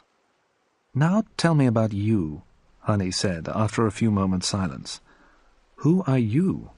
What are you doing here?" "My name is Bond. James Bond. I'm British," Bond replied. I'm here because I'm interested in birds. There are some very rare birds here on this island. They're called roseate spoonbills. I want to study them. But the owner of this island, Dr. No, won't let anyone come here to see them. So I've come secretly with a friend. My friend is exploring the island at the moment, but he'll be back here soon. Oh, I know about the spoonbills, Honey said. There used to be lots of those birds on this island, but they've gone now. The Chinese man who lives here has a dragon. It hunts in the swamps. It kills things by breathing fire at them. I've seen it. It attacked the spoonbills. It killed some of them and the others left. There aren't any dragons here, Bond said. Dragons are not real animals. They only exist in stories. You must know that. You know all about the animals of these islands. I don't know what creature you saw, but it certainly can't have been a dragon. I'm not stupid, the girl replied angrily. Nobody has ever lived at the east end of this island. Perhaps a strange animal lives there which no one else has ever seen. There were 2 men who lived in this part of the island for a while, Honey continued. They had a camp near the place where the birds lived. I think that the dragon attacked them too. I haven't seen them for a long time. Bond thought about the words that the bird warden had spoken before he died. The man had talked about a fire-breathing dragon. The dragon, whatever it really was, sounded dangerous. But Honey didn't seem very worried about it. Perhaps she should be more worried. "Listen to me, Honey," said Bond. "Dr. No will be very angry if he finds out about your visits. It's very dangerous here. You should stop coming here." "Oh, don't worry about me, Mr. Bond," said the girl. "Please, call me James," said Bond quietly. "Well, James, please don't worry about me," the girl said. "I often come to this island. I need to earn money, and this is the only place where I can find the most valuable shells. Sometimes I've seen Dr. No's men searching the island, but they've never found me. I've always hidden from them quite easily. There was never any danger for me." "Perhaps there wasn't any danger until now," Bond replied. "There wasn't any danger because Dr. No's men weren't watching for secret visitors. But the doctor found out about my arrival in Jamaica. He knows that I'm interested in Crab Key, so now he's expecting a visit from me. His men will be watching this coast very carefully. He's already tried to kill me twice." "He tried to kill you just because you're interested in those birds?" said Honey. "Yes," Bond replied, "and he'll certainly try to kill me again if he finds me here. But he'll kill you too if he finds you here. Did you use your sail for the whole of your journey from Jamaica? Were you using your sail when your canoe approached the shore here?" "Oh, yes. I used the sail until I landed," the girl said. "I always do that." "Then Dr. No's radar must have shown him your arrival this morning," Bond said. "I'm sure of that. We must get away from this beach soon." At that moment, Quarrel came out from the bushes. "Hello, Quarrel," Bond called to him. "Where have you been?" "I've been exploring, Captain," the Cayman Islander replied. "I went as far as the headland at the west end of the beach." "And who is this young lady?" he asked. "This is Honey Ryder," Bond said. "She collects shells from the sea around the island. Honey, this is my friend Quarrel." Then Bond looked carefully at his friend. "There's something worrying you, Quarrel. What's wrong?" "When I was at the headland, I saw a boat coming along from the west," Quarrel replied. "It's coming along the coast quite fast, and it's coming towards this beach. Dr. No's guards must know that we're here, Captain." "Okay, we must hide quickly," Bond said. "Honey, you must stay with us for now. And we must hide your boat. We'll all hide until Dr. No's men have gone. Perhaps they'll decide that nobody's here. Perhaps they'll think that their radar isn't working properly." Bond and Quarrel pulled the girl's canoe into the bushes. They covered it with some branches. It wasn't as well hidden as their own boat, but there was no time to do more. Quarrel used palm leaves to sweep sand over Honey's footprints. Then they all walked into the thick bushes. Bond and the girl went first. Quarrel came last, walking backwards, sweeping away their tracks as they walked. As they all hid among the bushes, they heard the sound of a boat's engine.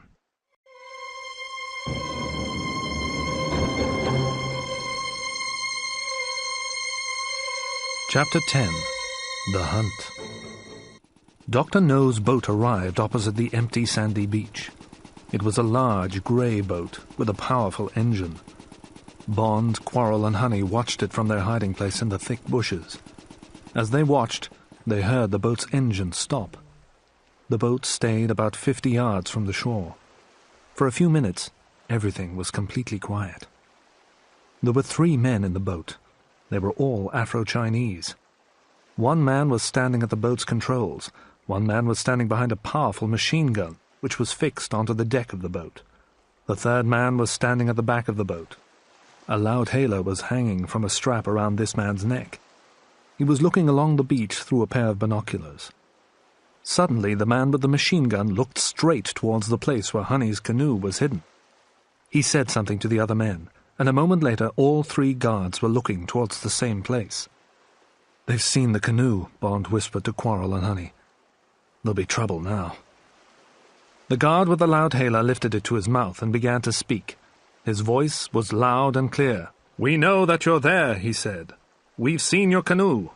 Come out onto the beach now. If you've got weapons, throw them down on the sand. Then stand with your hands above your heads. Surrender now, and we won't hurt you." Bond, Quarrel and the girl didn't move. They kept very still, and they tried to make no sounds. After a minute, the man with the loudhailer repeated his message. When there was still no answer, the man became angry. "You've had a chance to surrender peacefully," he shouted. "So now we'll have to make you come out. And this won't be so peaceful." A moment later, the terrible sound of the machine gun rattled and crashed around the quiet beach. The guard was firing hundreds of bullets above the bushes where Bond, Quarrel and Honey were hiding. "Are you coming out now?" said the man with the loudhailer. Bond put his arm round Honey and pulled her close towards him. Her body was shaking with fear. "Don't be afraid," he whispered. "They'll go soon." The man fired the gun again. This time the machine gun bullets flew lower. They cut off the tops of the bushes where Bond, Quarrel and Honey were hiding. Some bullets passed only a few inches above their heads. The noise was terrible. "We'll be back here soon," said the voice from the loudhailer. "If you're still alive, we'll find you. You won't get far. We'll bring dogs to hunt you." As soon as the guard had finished speaking, the boat's powerful engine started. Then the boat turned and it moved away. It went back in the direction from which it had come. When they could no longer see the boat, Bond spoke. "Quarrel, we must go to the river immediately," he said. "Then we must move along it towards the lake as fast as we can. There'll be lots of places in the swamp where we can hide if those men start looking for us. We're fugitives now, but they'll never find us in there. We'll leave our canoe hidden here," he went on. "Then we can use it to escape from the island when we return to the beach. I hope that we'll be back here tomorrow night." Then he turned to the girl. "Honey, those men shot at your canoe. It has lots of holes in it. It's useless now," he said. "You'll have to come with us." "Why can't we leave the island tonight?" the girl asked. "I still have to find out what happened to the roseate spoonbills," Bond replied. An hour later, Bond, Quarrel and the girl were walking in the river. The brown, muddy water smelled bad, and it was deep. It came up as high as their waists. They had to walk in the water because there were mangrove trees growing on the banks of the river. The trees grew so close together that there was no ground to walk on. For about a mile the river was narrow, and the branches of trees on the 2 banks met above the fugitives' heads. The trees made a kind of tunnel which protected the 3 people from the sun. The midday sun was very hot, so this was a good thing, but they could walk only slowly on the soft, muddy bottom of the river. Soon the 2 men and the girl were tired and very dirty. "We must keep going forwards," Bond said to the others. "Those men will come back soon. They'll be hunting for us. We need to get as far from the coast as possible." At last the tunnel of trees ended, and the river became much wider. Bamboo plants grew here. To the west, Bond, Quarrel and Honey could now see the mountain at the end of the island. The mountain was covered with white guano, and it was shining in the sun. There was a narrow track of metal built on the side of the mountain. Small carts on wheels ran on this track. the carts took the guano from the top of the mountain to Dr. No's factory. Around the bottom of the mountain there were some large grey huts. These were where the guano workers lived and worked. As the three fugitives watched, a big truck came out of one of the huts. It started to move quickly towards the mangroves and the river. "They're coming to look for us, Captain," Quarrel said. "That road doesn't come straight to the lake," said Honey. "It leads past the camp where those men who watched the spoonbills lived. I know because I've been there once." "I think that when Dr. No's men get to the lake, they'll leave their truck and come down the river towards us," Bond said. "They'll come in small boats. But there'll be guards at the beach now, so we can't go back to our canoe. We're in trouble, and there's not much that we can do." "There is something that you can do," Honey said. "You can cut some pieces of bamboo. A bamboo plant has a strong round stem like a tube. It has a hole down the center of it. Then you can lie on the bottom of the river with your head under the water. If you put one end of the bamboo tube in your mouth and keep the other end just above the surface of the water, you can breathe air through the tube. It's easy. I've done it myself. If you hide where the mangroves grow down into the river, no one can see the tops of the bamboo tubes." "That's a good idea, Honey," Bond said. "Quarrel, please will you cut some pieces of bamboo? While you do that, we'll find a good hiding place in the mangroves." Soon Quarrel had the bamboo tubes, and Bond and the girl had found a good place to hide. After 10 minutes, they heard the sounds of dogs barking and men shouting. The hunters were getting close. Bond, Quarrel, and Honey put the bamboo tubes in their mouths. Then they closed their fingers tightly over their noses and disappeared beneath the surface of the muddy river. Half an hour later, Bond, Quarrel, and the girl were moving up the river again. Dr. No's hunters had come and gone. There had been men in rubber boats. There had been men walking in the river with huge dogs.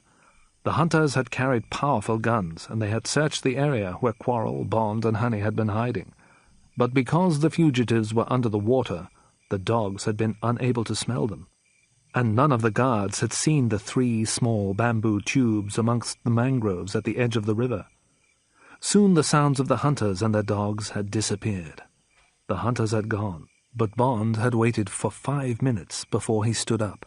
And when Bond had stood up, he'd realized that he hadn't been careful enough. The hunters had left one guard behind. The man saw Bond and lifted his rifle. He was going to shout for his friends. With great speed, Bond had pulled his Smith & Wesson from his pack and shot the man. Quarrel had pulled the guard's rifle from his hands. Then they had pushed the big Afro-Chinese man's body under the water, and it had disappeared. A few minutes later, Bond, Quarrel, and Honey moved on slowly and carefully.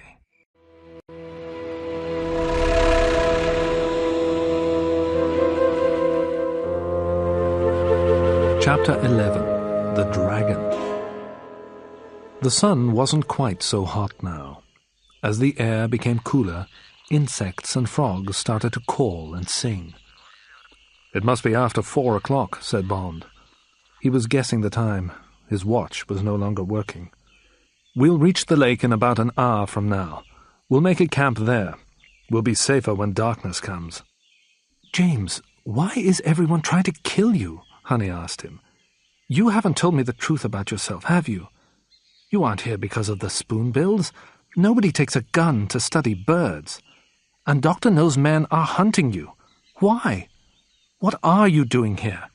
Are you some kind of policeman?" "I'm sorry, Honey," Bond replied. "I'm sorry that I've led you into danger. I'll tell you all about it this evening. But yes, I am a kind of policeman. I work for the British government. I've come here to find out why 2 men from a bird sanctuary have died."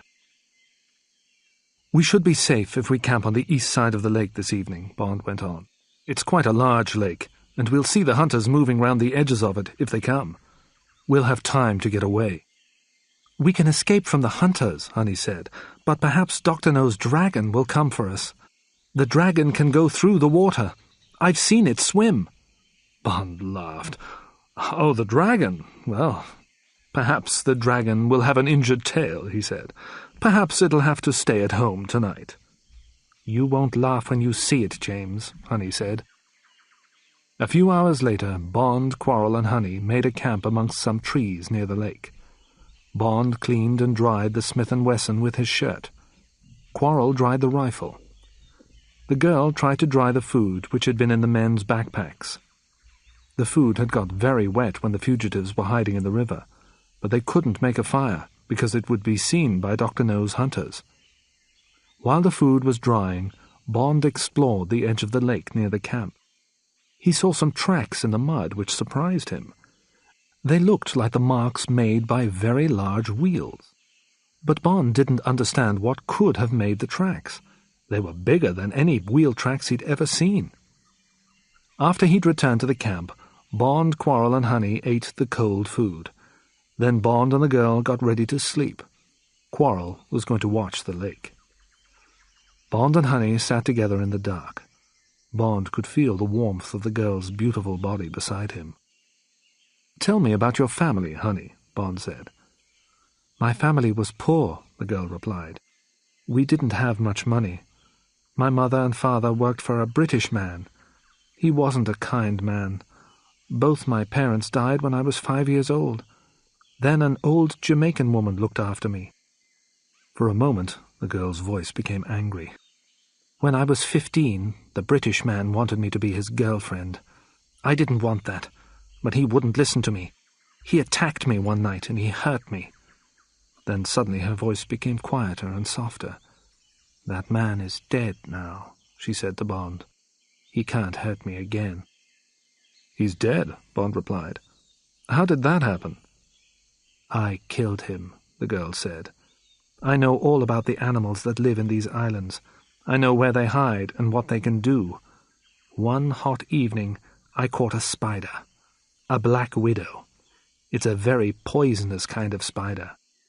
The man always slept with his window open when it was warm. So that night, I went to his house.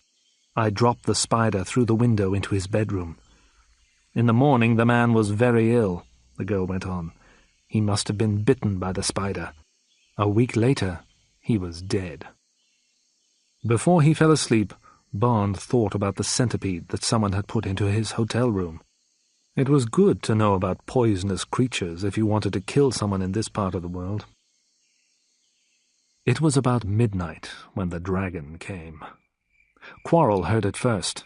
It was smashing and breaking the trees on the other side of the lake. As it moved forward, the thing made a terrible roaring noise. Quarrel ran towards Bond and the girl and woke them. They all looked out from the trees, waiting for something to happen. Then, suddenly, they saw the dragon on the other side of the lake. There was no moon shining in the sky.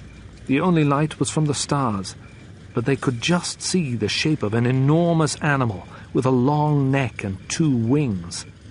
The dragon moved into the water and started to cross the lake towards the fugitives at great speed. It had huge, very bright eyes. Every few seconds, flames shot out of its mouth. "Oh, James, the dragon is coming for us," Honey said.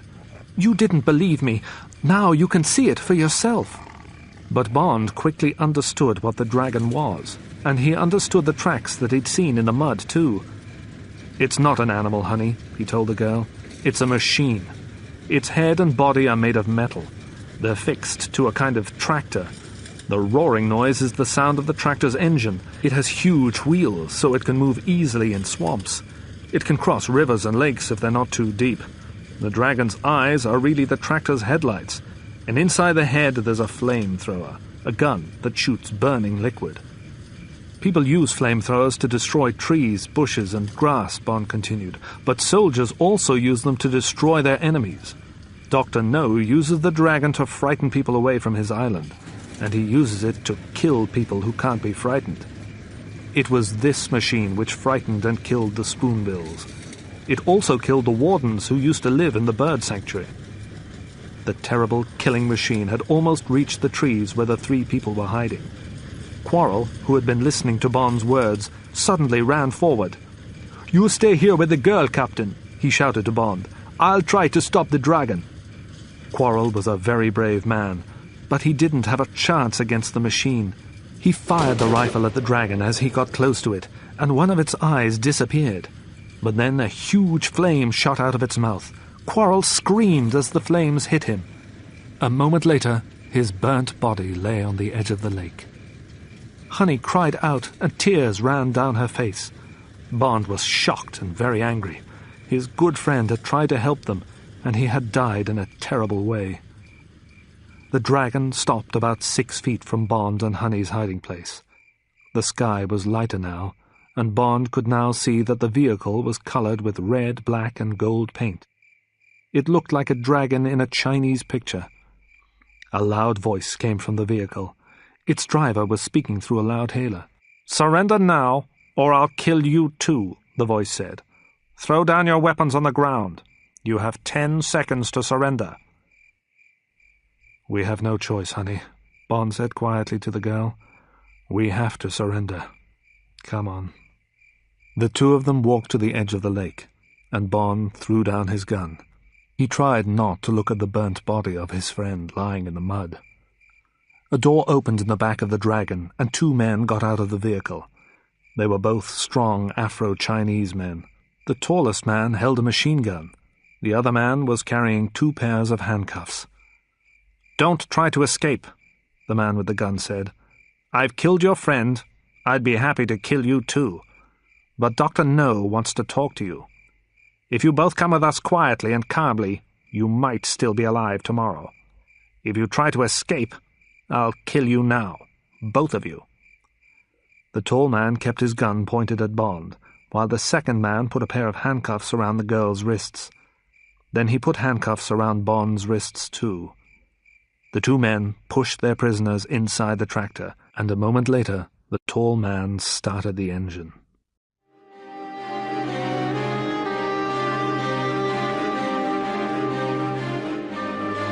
Chapter 12. Dr. No. Bond and the girl were sitting in a large, pleasant bedroom in Dr. No's headquarters. The building was deep inside the mountain at the west end of the island. Bond and Honey were prisoners. The bedroom had no windows, and there were no handles on the doors, but Bond and Honey had been treated well. They hadn't met the mysterious Dr. No yet. When they'd first arrived, early in the morning, a Chinese woman had looked after Honey and Bond. She'd given them clean kimonos, long, loose Japanese robes. She'd spoken to them kindly. She told Bond and Honey to give her their wet, dirty clothes so that they could be washed. Then Bond and the girl had been locked in the bedroom and left alone to sleep. The prisoners found a delicious breakfast waiting for them when they woke. After they had eaten the meal, the kind woman had come to the room.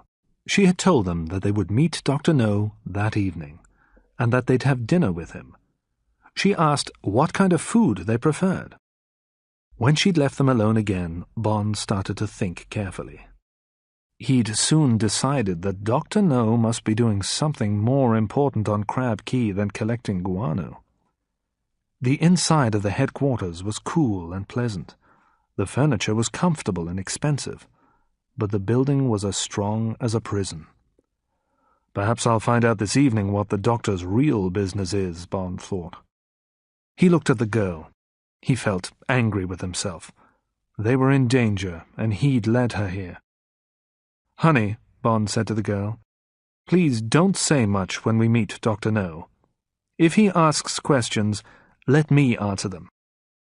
Then agree with anything that I say. I'll tell him that we're only interested in birds and seashells. I want him to believe that. If he believes that story, perhaps we'll be able to leave this island alive." At 9 o'clock in the evening, the Chinese woman took Bond and Honey to a large room which was further down inside the mountain. At the end of the room, there was a huge window that went from the floor to the ceiling. It was the only window in the room, and it was made of thick, strong glass. But Bond and Honey couldn't see the land and sky through the glass. They could see rocks and hundreds of fish. Large sharks and barracudas swam slowly past the window. An octopus was stuck to the glass. Dr. No's headquarters were built below the surface of the sea. In the center of the room there was a large table. It was prepared for a fine meal, with plates, knives, forks, spoons, and sparkling wine glasses on it. "Dr. No will join you very soon," the woman told them. Then she left the room, locking the door behind her.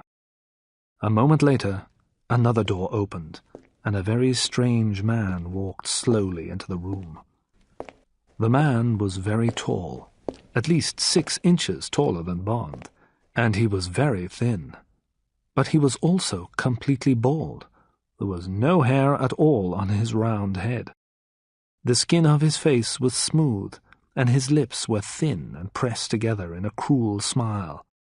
The man was wearing a long silver-grey kimono which reached to the ground. But 2 things about the man especially shocked and surprised Bond. The first thing was that the man had no hands. Instead of hands, he had large metal claws at the ends of his arms. And the second thing was that he had strange black eyes. "I am Dr. Julius No," the man said. "I can't shake your hands. As you can see, I have no hands. But please, don't be frightened of the way I look. And please, don't think that I'm blind. These see everything." As he said the last words, he touched his eyes with his steel claws. Bond and Honey heard little tapping sounds. They were like the sounds of someone's fingernail tapping a wineglass. "We're not frightened, Dr. No," Bond said after a moment's silence. "Perhaps you're trying to frighten us. There are lots of men with steel hands. Some of them are brave men who were injured in the war. And many people don't wear spectacles. They wear contact lenses in their eyes instead of glasses. Your contact lenses are unusually dark, but they aren't frightening. I'm not frightened, because you're really just a man, like me." "Well, I'm not really like you, Mr. James Bond of the British Secret Intelligence Service," Dr. No answered. "I have great power, and at the moment you have none. But I want to talk to you about other things now. We have many things to say to one another." "Any man who has a gun has power over a man without one," Bond said quietly. "But only countries and governments have real power. Dr. No, if you hurt or kill me, my country will make you pay for it." At that moment one of the doors opened, and 2 Chinese servants entered the room. The men carried plates of food and bottles of wine which they put on the table. One of the servants poured wine into the wineglasses by Bond and Honey's plates. After that, both men stood against the wall behind the prisoners' chairs. The men looked strong and powerful. "Before we begin our conversation, I must tell you this," Dr. No continued. "I don't want to hear any lies, Mr. Bond. I know a lot about you and why you are here. Do you understand?" Bond looked at the tall, thin man. "Yes, Doctor," Bond said. "But before you tell me anything, please, let the girl go. She isn't a danger to you. She didn't come here with me. She doesn't work for my government.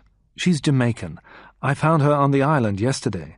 She came in her own boat to collect seashells." "Then she's very unlucky," said Dr. No. "Nobody who visits this island without my permission ever leaves it alive. No one can interfere with my work here. Strangways and his assistant tried to interfere, so I had them killed." "The girl will stay and listen to us talk, Mr. Bond," Dr. No said in a cold voice. "Then both of you will die. But first, please, eat your food. You'll both need to be strong for the ordeals that are waiting for you. And while we eat, I'll tell you my story."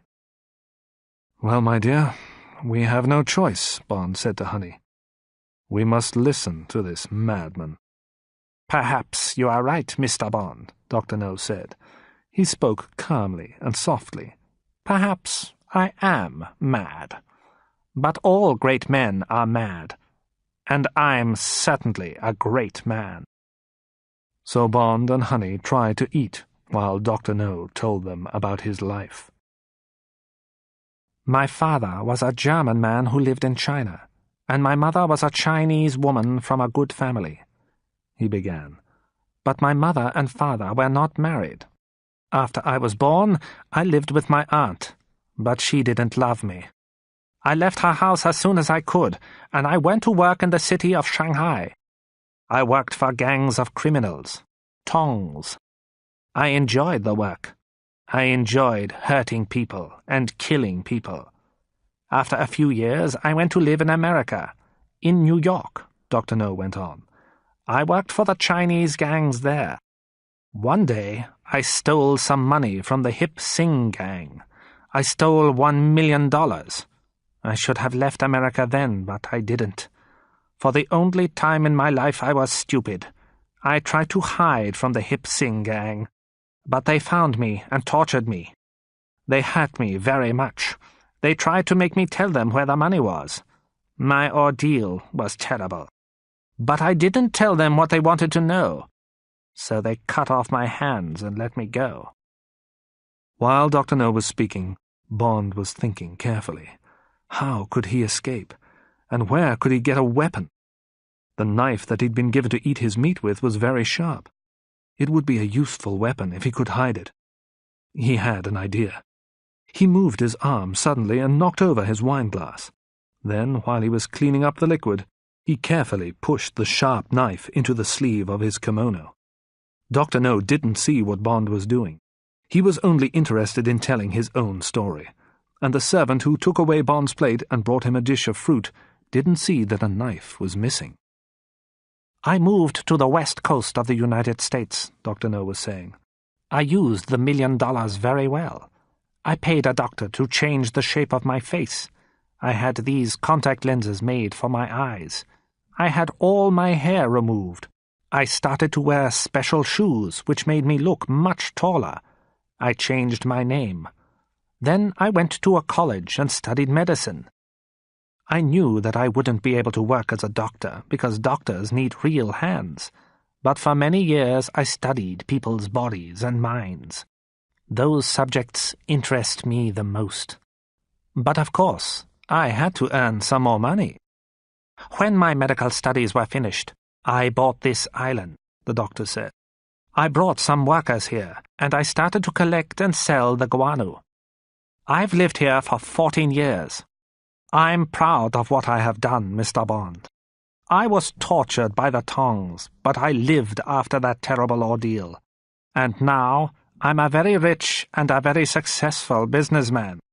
That's why I'm a great man, Mr. Bond. Well, I'm sure that you are a very clever man, Dr. No, Bond replied.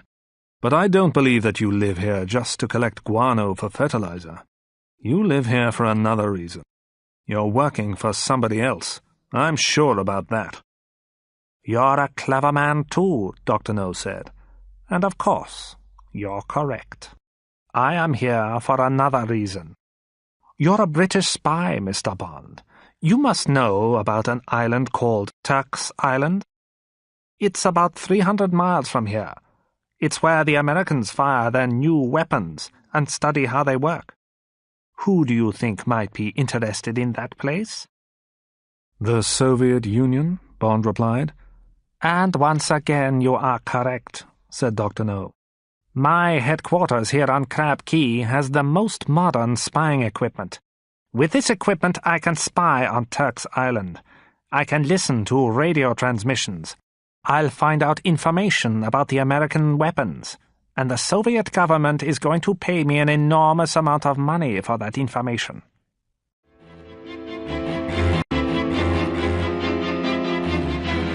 Chapter 13.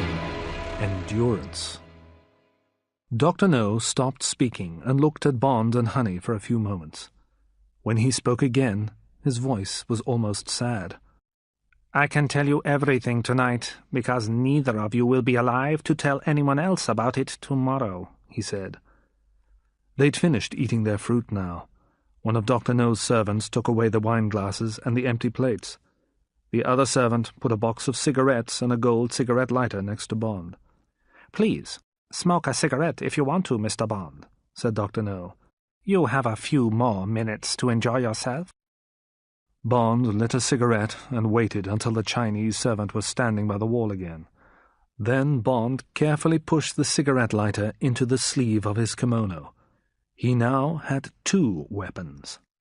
"Well, I think that we've said all that there is to say," Dr. No said. "When you've finished your cigarette, Mr. Bond, your ordeal will begin. The girl's ordeal will be different from yours." Dr. No looked at Honey for a few minutes. Then he continued speaking. Now his voice was soft and cruel. "You will feel more pain than you've ever felt before," he said. "I'm interested in pain, and I'm interested in how men and women can endure pain." "Endurance is a very interesting subject," Dr. No went on, in a quieter voice. "Sometimes I make experiments on people like you two, people who come here without my permission. You two have made a lot of trouble for me, so I'll give you a lot of pain. But please, remember this. You'll die, yes, but your deaths will be useful. Your deaths will increase our knowledge about people's bodies. One day, I'll give the results of my experiments to the scientists of the world. My experiments will make me famous." Dr. No pointed at Honey. "You'll die in an unusual way," he told her. "I've only made this experiment once before. I experimented on a woman who worked for me on the island. That woman endured pain for 3 hours before she died." Bond was listening to what Dr. No was saying to Honey, but he was also thinking about how to save her. "This island is called Crab Key because many thousands of crabs live here," Dr. No told the girl. "You're a Jamaican, so you must know about these crabs. They're as big as plates, and they have black bodies. At this time of year, the crabs come from their homes by the seashore, and they climb up towards the mountain. They eat anything that they find in their paths. One of their paths to the mountain is very close to this building," Dr. No continued. "And tonight, as the crabs walk along their path, they'll find a young woman. She'll be tied to the ground. That woman will be you, Miss Ryder. The crabs will touch your body with their claws. They'll eat you slowly. It'll be a horrible death. How many hours will pass before you die? Can you guess?" The girl cried out. Then she closed her eyes and her head fell forward. She didn't move or speak. She had fainted. A moment later, Dr. No spoke some words in Chinese to the servant who stood behind Honey's chair. The man moved forward, picked up the unconscious girl easily, and put her over his shoulder. Then he walked towards the door. The door opened, and he left the room. At the same time, the other servant walked up behind Bond, grabbed Bond's arms and pressed them tightly to his sides. The servant's hands were huge and strong. For half a minute, there was silence. Bond was thinking as quickly as he could. He was thinking about the sharp knife and the cigarette lighter which were hidden in his sleeve. How could he use these things? If he could get near Dr. No, then he'd have a chance to kill the madman. But the servant was still holding Bond's arms to his sides. He couldn't move. Dr. No spoke again. "Mr. Bond," the doctor said, "do you still believe that only countries and governments have real power? Perhaps you've changed your mind now. I can decide how the girl will die, and I can decide how you will die. So I'll tell you now about your own death. That is real power." "I'm interested in what people's bodies can endure," Dr. No continued, "but I'm also interested in the endurance of people's minds. For example, how does a person's mind endure terror? The worker who I left out for the crabs didn't die from the injuries that the crabs made on her body. She died of terror. But I want to find out how long a human body can endure pain before it loses all its strength.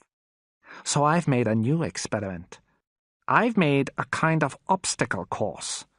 And you, Mr. Bond, will now be the subject for my experiment.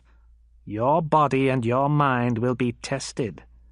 Some of my obstacles are physical. You'll have to endure pain and injuries to your body. Other obstacles are mental. You'll have to endure fear and doubt in your mind. "You've slept well and eaten good food," Dr. No went on. "Your body is strong and fit. Now I want to see how long you can endure my obstacle course. I want to know how many obstacles you'll overcome before you die, Mr. Bond. You won't complete the course. You will die before the end. There'll finally be one obstacle that you can't overcome. Which will it be? Yes, I ask myself that. Which will it be?" "And after your death," Dr. No said with a terrible smile, "I'll examine your body very carefully. You'll be the first man to be tested on my obstacle course, Mr. Bond, of the British Secret Intelligence Service. You're very lucky. Please, try to think about that as you die." The doctor finished speaking, turned away, and walked out of the room. Now all Bond's thoughts were about escaping. If he could escape from Dr. No's guards for a few minutes, he might be able to find the girl, and if he couldn't help Honey to escape, he might be able to kill her quickly. That would be better for her than the death which Dr. No had described. As Bond thought about this, the servant pulled him from his chair. Bond kept his arms tightly against his sides. Between his right arm and his body he was now holding the sharp knife and the cigarette lighter. The Chinese man took Bond out of the room and pushed him into a lift. The lift travelled upwards for a few minutes and then stopped. When the doors opened, Bond was taken down a long corridor. At the end of the corridor, the two men stopped in front of an open door. The door had the letter Q marked on it. The Chinese servant pushed Bond through the doorway. Bond was now in a small room, about 15 feet long and 15 feet wide. The walls were made of stone, and there was a wooden chair in the middle of the room. On the chair were Bond's jeans and his shirt. They had been washed and dried. "Well, here you are, my friend," the servant said. He smiled a horrible smile. He knew what was going to happen to Bond, and thinking about it pleased him. "There's nothing to eat, and there's nothing to drink in here," the guard went on. "There won't ever be anything to eat or drink. You can sit on the chair and wait to die, or you can find your way out to the obstacle course. Good luck." A moment later, the man left the room and locked the door behind him.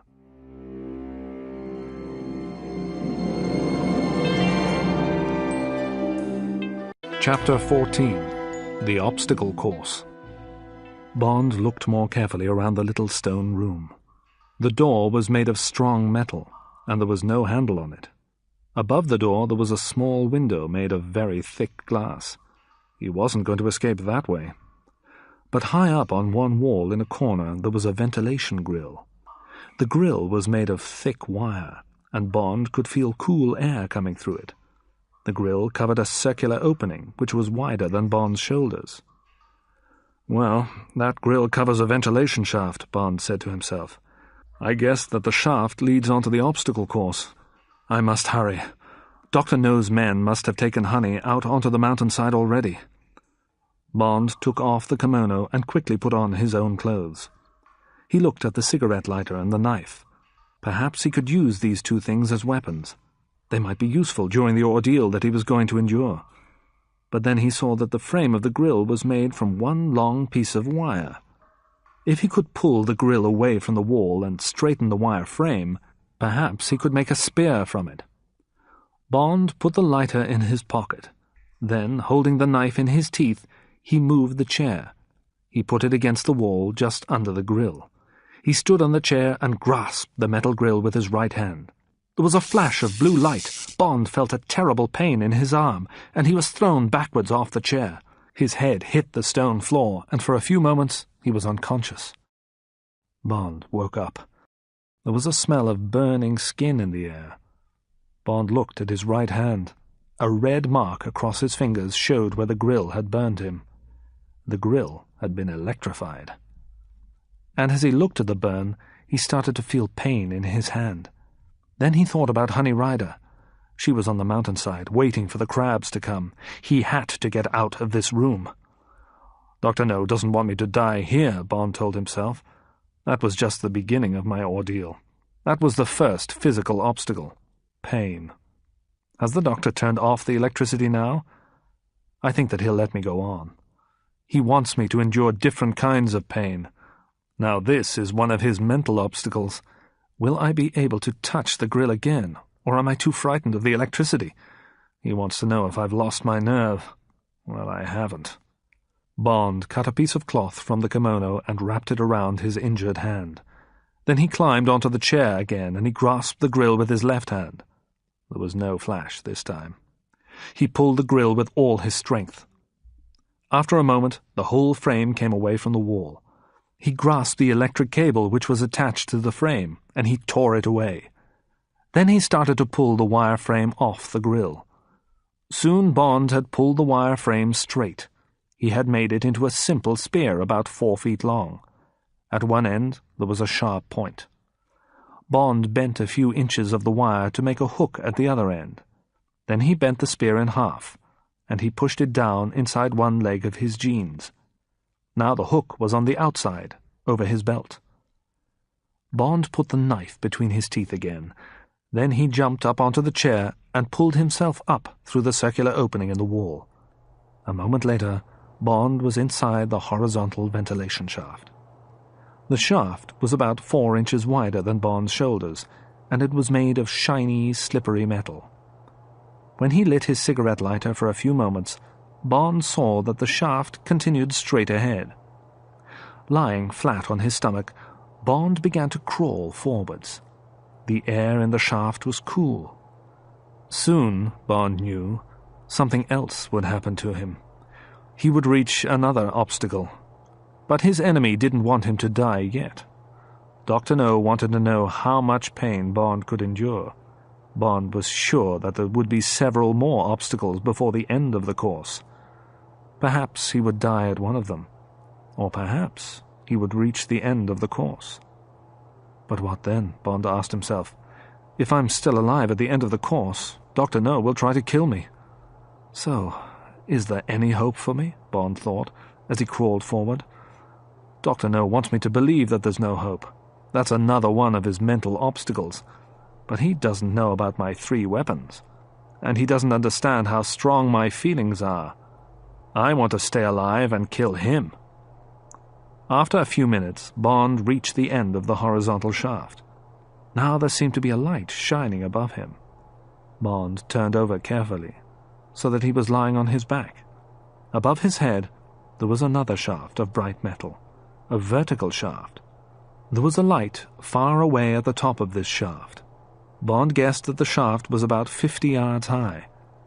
Carefully, Bond stood up. Could he climb up this smooth, vertical shaft? He thought that he could. He took off his shoes. Then he took a deep breath of air and pressed his shoulders against the sides of the shaft. While his elbows held his body still, he pulled his legs up a few inches. Then he pressed his feet against the sides of the shaft. His feet held him in his new position while he pulled in his shoulders and straightened his legs. This movement pushed his body a little higher up the shaft. The bare skin on his hands and feet stuck to the metal walls of the shaft. It stopped him slipping back down. Moving like this, about 6 inches each time, Bond slowly climbed up the shaft. It was painful and tiring. The muscles in Bond's stomach, arms and legs began to shake. When he was about halfway up, his feet began to slip on the shiny metal. He had slipped about a yard back down the shaft before he could stop himself. He realized what the problem was. He was getting hot, and his hands and feet were wet with sweat. So he closed his eyes, and he stayed in the same place for 10 minutes until he was cooler. Then, very carefully, he wiped each foot on the cloth of his trouser legs and started to climb again. It seemed a very long time before Bond reached the top of the shaft. When he did reach it, he noticed 2 things. First, he could feel cold air on the left side of his face. Then he saw that the light, which he had seen while he was climbing, came from a glass window. The window was the ceiling of the shaft. After a few moments, Bond realized that the cold air came from another horizontal shaft which joined the vertical one here. He would be able to pull himself into it. When he did that, he would be able to lie flat for a while and rest. His feet and arms and shoulders were terribly painful, but after a rest, he could continue on the obstacle course. Using the last of his strength, Bond pulled himself into the new shaft and turned onto his back. For a few minutes, he lay there, unable to move, and suddenly he fell asleep. Bond woke slowly. He didn't know how long he had been sleeping, but he knew that he felt a little stronger now. It was time for him to move on to the next obstacle.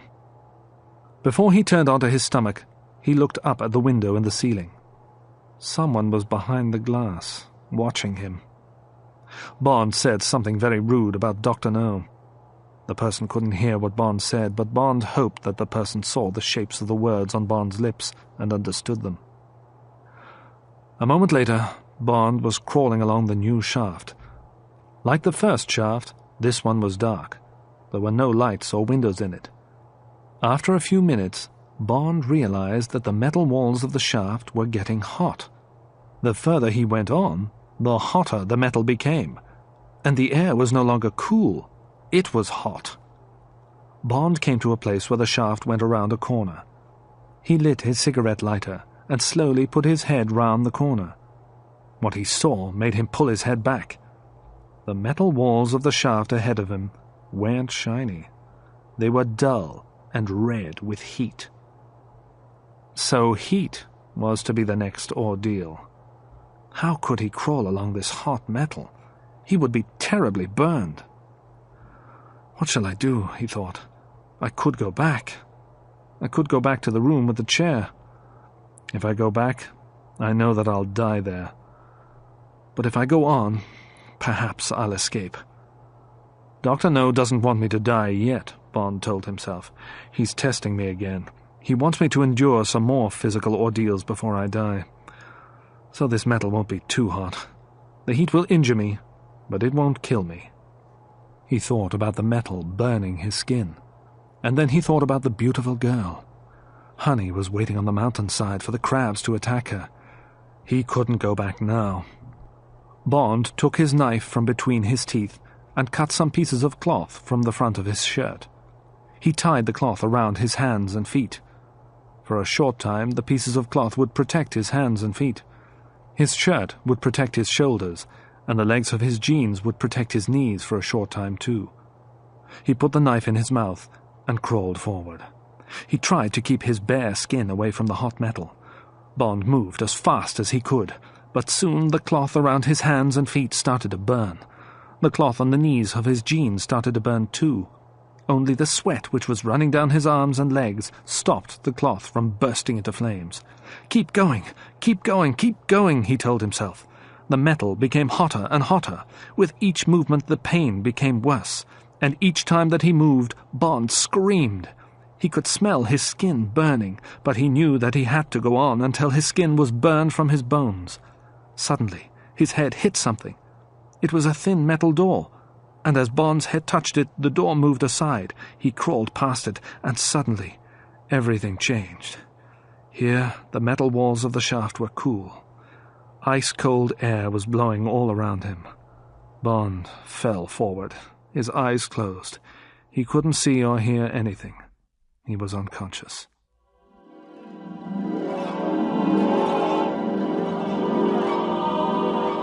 Chapter 15. The Last Ordeals. When he woke again, Bond slowly turned over onto his back. He saw that there was another window in the ceiling of the shaft just above his head. He saw a face behind the glass. Another of Dr. No's men was studying him. The man wasn't interested in Bond's injuries. He was only interested in how much pain Bond could endure. He was only interested in how long Bond was going to live. For a moment, Bond was angry. Then, as he felt the pain from the burns on his knees and feet and hands move through his body, he made a noise like an animal. Bond turned over once again. Again, he began to move forward, slowly, along the shaft. At first, he moved without thinking. But after a while, there was a little less pain. Soon, he was able to think again. It was nearly an hour before Bond came to the next obstacle on Dr. No's course. Bond knew that the obstacle was there before he understood what it was. Ahead of him, Bond saw tiny, sparkling red lights. They were moving about, and when he stopped moving himself, he could hear a sound. It was a soft, tapping sound. As he crawled forward again, the tiny red lights came closer, and the tapping sound grew louder. What was waiting for him now? Bond lit his cigarette lighter, held it up, and found the answer to his question. 3 feet in front of Bond there was a metal grill. The grill was like a curtain made from very thin metal wires. Behind the grill there were about 20 large, hairy spiders. This was a cage of giant tarantulas. The little red lights that Bond had seen in the dark were the spiders' eyes. The tapping sound was made by their soft, hairy feet on the metal wires of the cage. Bond tried to remember everything he knew about tarantulas. These poisonous spiders were the largest in the world. Their bodies were about 4 inches long, and their legs were 5 inches long. Their bodies and their legs were covered in long hairs. Their teeth were sharp and full of poison. If one spider bit a man, he would be ill, and in great pain for a while. He probably wouldn't die. But Bond had to crawl through this cage with 20 tarantulas in it. If more than one bit him, he probably would die. Bond looked at the spiders and remembered the centipede in his hotel room. Again he felt cold with fear and disgust. But that was what Dr. No wanted. Bond knew that. If I think about these spiders on my body and in my hair, I won't be able to go on, he said to himself. If I think about them biting me, I won't be able to go on. But I must go on. I'm going to rescue Honey. Perhaps Dr. No thinks that this is the ordeal that'll kill me. But he doesn't know about my 3 weapons. Bond carefully took the spear from inside his trouser leg. He unbent the wire and pulled the spear to its full length. Then he turned a little wheel on his cigarette lighter, which made the flame bigger. Finally, he cut a large hole in the grill with his knife and crawled into the cage. The spiders started to run towards him, but when they saw the flame from the lighter, they stopped. They were afraid of the fire. They didn't know what to do, and while the spiders were standing still, Bond began to stab his spear into their soft, hairy bodies. After he had killed several of them, the other spiders started to move forward again, but they wouldn't come near the flame from the lighter. They started to bite the dead and dying spiders that Bond had stabbed, and while they were doing this, Bond killed more of them. When at last all the spiders were dead, Bond pushed their bodies to one side of the cage.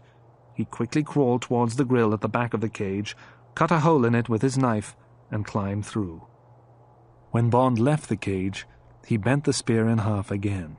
Then he pushed it down inside one leg of his jeans. He put the lighter back in his pocket, and he put the knife between his teeth again. A light came on above his head. Bond looked up and saw what he expected to see. Another of Dr. No's watchers was looking at him. But this man moved his head slowly from side to side. Then he looked very, very sad. Finally, he held up his hand with the thumb pointing downwards. He's telling me that this is the end, Bond thought. He's saying, the next ordeal will kill you. There was nothing Bond could do. He had to move forward. Soon he realized that the shaft was sloping downwards, and he realized that the metal walls were more slippery than before. After a few minutes, the weight of his own body was moving him along. Bond didn't have to crawl anymore. He didn't have to move his arms and legs at all. For a while this felt pleasant. He was able to rest and move at the same time. But then the slope became steeper, and Bond realized that he was moving faster and faster. He pressed his hands and feet against the sides of the shaft, but the metal tore his skin. He couldn't stop now, even if he wanted to. And then suddenly he could see bright sunshine ahead of him. As he got closer to the sunlight, he could smell the sea. In a moment, he came to the end of the shaft and fell out into the air beyond it. 100 feet below him, Bond saw the blue-grey water of the Caribbean Sea. He had just enough time to remove the knife from his mouth and stretch his arms out in front of him before he entered the water. As he hit the water, Bond fell unconscious for a few moments. But by the time that his body had come up to the surface of the water, he was conscious again. He started to swim, and as he swam, he looked around him. Bond was swimming in a small inlet that had the shape of a triangle. It had 3 sides. On 2 sides of the inlet, there were tall cliffs of rock. But the 3rd side of the inlet was a tall fence. The inlet was separated from the open sea by this fence, which was made of very thick, strong wire. The fence stood 10 feet above the surface of the water, and as he swam up to the fence, Bond could see that it went down many feet beneath the surface, too. On the 2 sides of the inlet, which were cliffs, the water was against the very steep walls of rock. There were no beaches, and there were no paths up the cliffs. Bond was very tired, and his body was full of pain, but he knew that he had to climb the fence. The fence was like a huge metal net. There were lots of places where he could put his feet and hands when he started to climb. Bond pulled himself out of the water and up onto the fence. He stopped with his feet on a horizontal wire which was about 3 feet above the surface of the water. For a moment, he looked out to the sea through the holes in the fence. Then he turned round to look at the inlet behind him. He pushed his knife into the belt of his jeans. With both his hands, he grasped the vertical wires above his head. He looked down at the hundreds of small fish swimming in the water beneath him. "I'm safe here for a while," Bond thought. "I'll rest until I feel stronger." But then he asked himself these questions. Why is this inlet here? And why is this inlet separated from the open sea? Dr. No must have made this fence, but I don't believe that the last ordeal on this obstacle course is a wire fence. Climbing over it will be much too easy. Dr. No isn't interested in easy obstacles. Then Bond looked again at the inlet behind the fence. "Perhaps this is the place where Dr. No wants me to die," he told himself. "The inlet is like a big cage. Perhaps it is a cage. But what kind of animal does Dr. No keep in it?" He soon had an answer to his question. First, all the small fish disappeared. They swam quickly away from the fence. Then, a moment later, the shape of an enormous grey creature appeared in the water, just beneath the place where Bond was standing. It was a giant squid. At first, the creature had been deep down in the water, but now it was coming nearer and nearer to the surface. Bond just had time to remember Quarrel's story about the giant octopus which had attacked his friend Pussfella near Crab Key. As he remembered the story, a huge tentacle came up out of the water. The tentacle was as broad as the top part of Bond's arm. It touched the fence below Bond's feet. So this is my final ordeal, Bond thought. He tried to climb a little higher on the fence, but he was weak and in pain. He climbed very slowly. He looked down again, and he saw 2 eyes looking up through the water at him. The eyes were as large as footballs. They looked calm and almost friendly. For a moment Bond thought that the squid wasn't interested in him, but then it moved its tentacle and touched one of Bond's legs. The tentacle moved over Bond's leg, then grasped it, pressing it hard. "It's asking itself if I'm good to eat," Bond told himself. A moment later, the squid attacked. A second long tentacle came up out of the water and grabbed Bond's left arm. Bond pulled his knife from his jeans with his right hand. He stabbed and cut the tentacle with the knife. But now there were more tentacles moving up the wire fence. They held Bond's body, pulling him down towards the water, and they were terribly strong. Then the creature's enormous head appeared, and now Bond thought that its eyes looked angry. The squid's huge, sharp beak was opening and closing near Bond's feet. In a moment, the creature was going to start eating him. There was only one thing to do. Bond pulled the wire spear from his trouser leg and stabbed it deep into one of the terrible creature's eyes.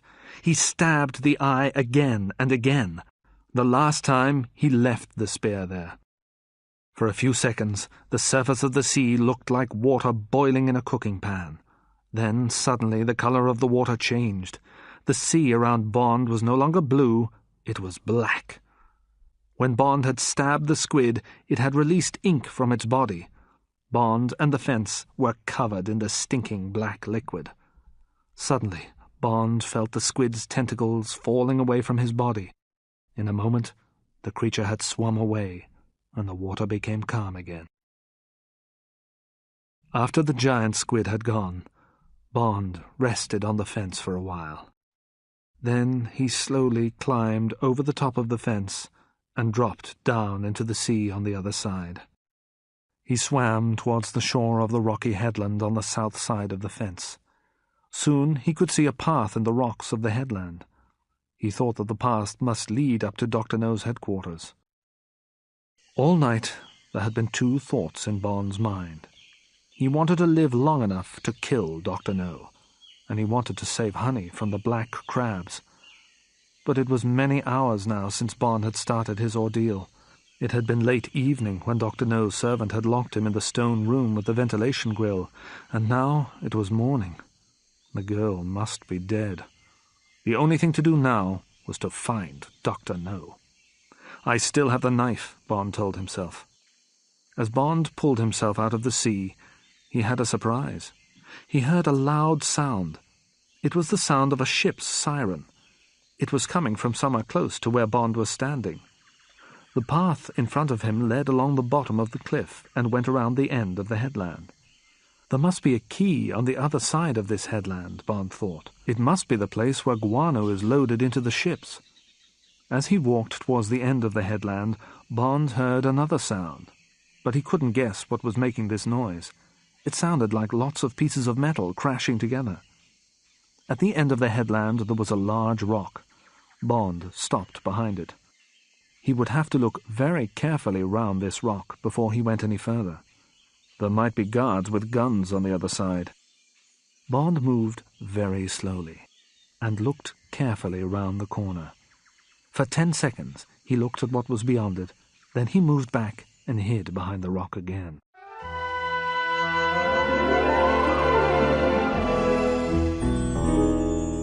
Chapter 16. Licensed to Kill. Bond hid behind the large rock. He thought about everything that he'd seen during those 10 seconds when he'd looked beyond the rock. He tried to make a picture in his mind. In front of him and below him, Bond had seen a quay which was built out into the sea. The quay was about 20 yards long and had the shape of a letter T. A large old ship was tied beside the T of the quay. Bond hadn't seen any men on the deck of the ship. He guessed that they were in the cabins below the deck. The ship was being loaded with guano by 2 machines, a long conveyor and a crane. It was these machines which were making the strange noise that Bond had heard. The conveyor stood on tall metal legs. It was built down the side of the mountain to the quay. Its belt was covered by a metal roof. Guano was carried from the mountain to the ship waiting at the quay along this belt. The end of the conveyor, which was nearest the quay, did not stand on metal legs. It moved from one side to another. It was like an arm. At the end of the conveyor's arm there was a huge sleeve of strong cloth. The crane stood on the quay beside the ship. The crane also had a long arm made of metal. As the guano traveled along the conveyor, the crane's arm moved the arm and sleeve of the conveyor. The crane moved the sleeve of the conveyor above some openings in the deck of the ship. The crane moved the sleeve to each of these openings until the ship was completely loaded with guano. The arm and sleeve of the conveyor was controlled by one man, the driver who sat in the control cabin of the crane. There was a steering wheel and levers and buttons in front of the driver. He turned the wheel and pulled and pressed the levers to control the long arm at the front of the crane. And the cabin of the crane was just on the other side of the big rock, only 10 yards from where Bond was standing now. Bond thought about all this. And he thought about 2 other things that he'd seen. The first thing was the position of the crane's arm. It was controlled by the steering wheel in the cabin. If this wheel was turned as far as possible to the right, the sleeve of the conveyor wouldn't be above the ship. It would be above the quay. The other thing was this. Standing on the quay, watching the loading of the guano, was a tall, thin man. Dr. Julius No. If someone turned the crane steering wheel as far as possible to the right, the sleeve of the conveyor would stop above his head. Yes, I must do it, Bond told himself. But first, I'll have to get rid of the crane driver. Bond was Agent 007. He was licensed to kill. He knew that he had to kill Dr. No. The madman was dangerous and cruel. He enjoyed torturing people. Slowly and carefully, Bond looked around the rock again. As he did this, the crane driver turned his head. Bond recognized him immediately. It was the big man who had driven the dragon. It was the man who had killed Quarrel. Quarrel had died in a terrible way, so now Bond wanted to kill this man very much. Bond waited till the crane driver was looking at the ship again. Then he moved fast. He pulled his knife from his belt, ran to the crane's cabin, and pulled open the door. Before the tall Afro-Chinese man could turn around, Bond had grabbed his hair. Then Bond pulled back the man's head and stabbed the knife deep into his neck. As the driver fell dead onto the floor of the cabin, Bond grabbed the steering wheel. He turned it towards the right as fast as he could. The arm of the crane started to move the arm and sleeve of the conveyor away from the ship. Down on the quay, Dr. No didn't realize what was happening at first. He'd stopped looking at the guano falling from the sleeve and into the ship. He was looking out across the sea. But when the guano started to fall on him, he looked up quickly and started to shout. Then he turned and looked at the crane's cabin. He saw Bond at the controls, and at that moment, Dr. No understood what was happening. He tried to scream, and he tried to run, but it was too late. The guano poured from the sleeve of the conveyor like a river. The stinking dust fell into Dr. No's eyes and mouth. The river of guano knocked him to the ground and covered his head and body. In a few seconds, only his arms could be seen waving in the air. 2 minutes later, Dr. Julius No was under a pile of guano which was 20 feet high. He was dead, and Bond was happy about it. Dr. No would never torture another person, and the Russians wouldn't get their information about Turk's Island. Bond switched off the conveyor's engine. He took the gun from the dead man who was lying at his feet. It was a Smith & Wesson .38, a good gun. Then he ran from the quay. He had to find Honey. Bond climbed up the rocks and ran into a tunnel. As he ran, Bond heard the ship's siren. Somebody had realized what had happened at the quay. Somebody was warning Dr. No's men. Bond was tired. There was pain in every part of his body. His strength was nearly gone, but he kept running. The tunnel had only a few lights in the ceiling, and it smelled of guano. Bond couldn't see clearly, and he couldn't breathe easily. Suddenly, someone was on the path in front of him. The person started hitting him and biting him. Bond had just enough strength to lift his attacker off the ground. Then he saw that it was a girl, with long, pale, blonde hair. "Honey, stop! This is James," he said. There was silence for a few moments. Then the girl started to cry, and Bond held her tightly in his arms. "Oh, James, my darling," she cried. "I thought that you were dead. I thought that Dr. No had killed you. I love you, James. Please don't leave me again." "I thought that you were dead too," Bond replied. "I thought that the crabs had eaten you." "Oh, that stupid man doesn't know anything about the animals who live on these islands," Honey said. "I was never worried about the crabs. I know all about them. They eat plants, they don't eat meat, and they don't usually attack people. Perhaps if someone had an injury with lots of blood, the crabs might bite a person. Perhaps that happened to the other girl that Dr. No told us about. But I didn't have any injuries. The crabs just walked over me and went on up the mountain." "But you fainted when Dr. No told you about the crabs," Bond said. "When that happened, I believed what he'd said about them." "I was afraid for you, James," Honey replied. "That's why I fainted, my darling. I thought that he was going to torture you terribly. Was it terrible? Yes, it was terrible, Bond said. But it's all finished now. Dr. No is dead. Now we must escape from this island before his men kill us. We've got to get to the beach as fast as we can. We've got to find the canoe. After all their ordeals, Bond and Honey reached the beach easily. They stole the dragon. Dr. No's men had hunted Bond and Honey for a while. They had followed the fugitives out of the tunnel. They had brought dogs to follow the fugitives' tracks. But then Bond shot 5 of Dr. No's men, and the hunters let Bond and the girl escape. Bond and Honey found the dragon and drove it towards the lake, and after driving through the mangroves for an hour, they reached the beach and found the canoe. With the last of his strength, Bond pulled the little boat from its hiding place and pushed it into the water.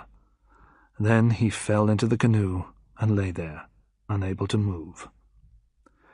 It was Honey who sailed the canoe back to Morgan's Harbour. For most of the journey, Bond lay in the bottom of the little boat, resting and sleeping. But when they were near to the Jamaican coast, the girl woke him. Bond sat up slowly and looked at the sea. He was thinking about the future and about the past. When they landed, he would take the girl to Bow Desert. He would leave her there for a day or two. While she rested there, he would be in Kingston. He'd go to King's house, and he'd send a message to M in London. And then he'd tell the acting governor everything that he knew about Crab Key and about the work that Dr. Julius No had been doing for the Soviet Union. He'd also tell him that Strangways and True Blood had been murdered. Bond thought about everything that had happened since his arrival in Jamaica. He thought sadly about his friend Quarrel. Soon he would have to talk to Quarrel's family. Bond would tell them about Dr. No and about Crab Key. He'd tell them that Quarrel had been a good man and a good friend. He'd tell them about the money that they would soon have from Quarrel's life insurance. But he wouldn't tell them exactly how his friend had died. Bond thought about Honey, too. She was clever. She could study sea animals at a university. He'd ask Bladel Smith to arrange that. And he'd asked the colonial secretary and his wife to look after Honey for the next few years. He couldn't do more for her than that. Soon there would be another mission for Bond. Soon he'd have to return to London. But before he had to leave, he would spend some time alone with Honey. They wouldn't have much time together. He hoped that the girl would understand that. She'd said that she loved him, but the life of an SIS agent was a lonely and difficult one. There wasn't much time in an agent's life for love. James Bond was very thoughtful as he watched the coast of Jamaica get nearer and nearer.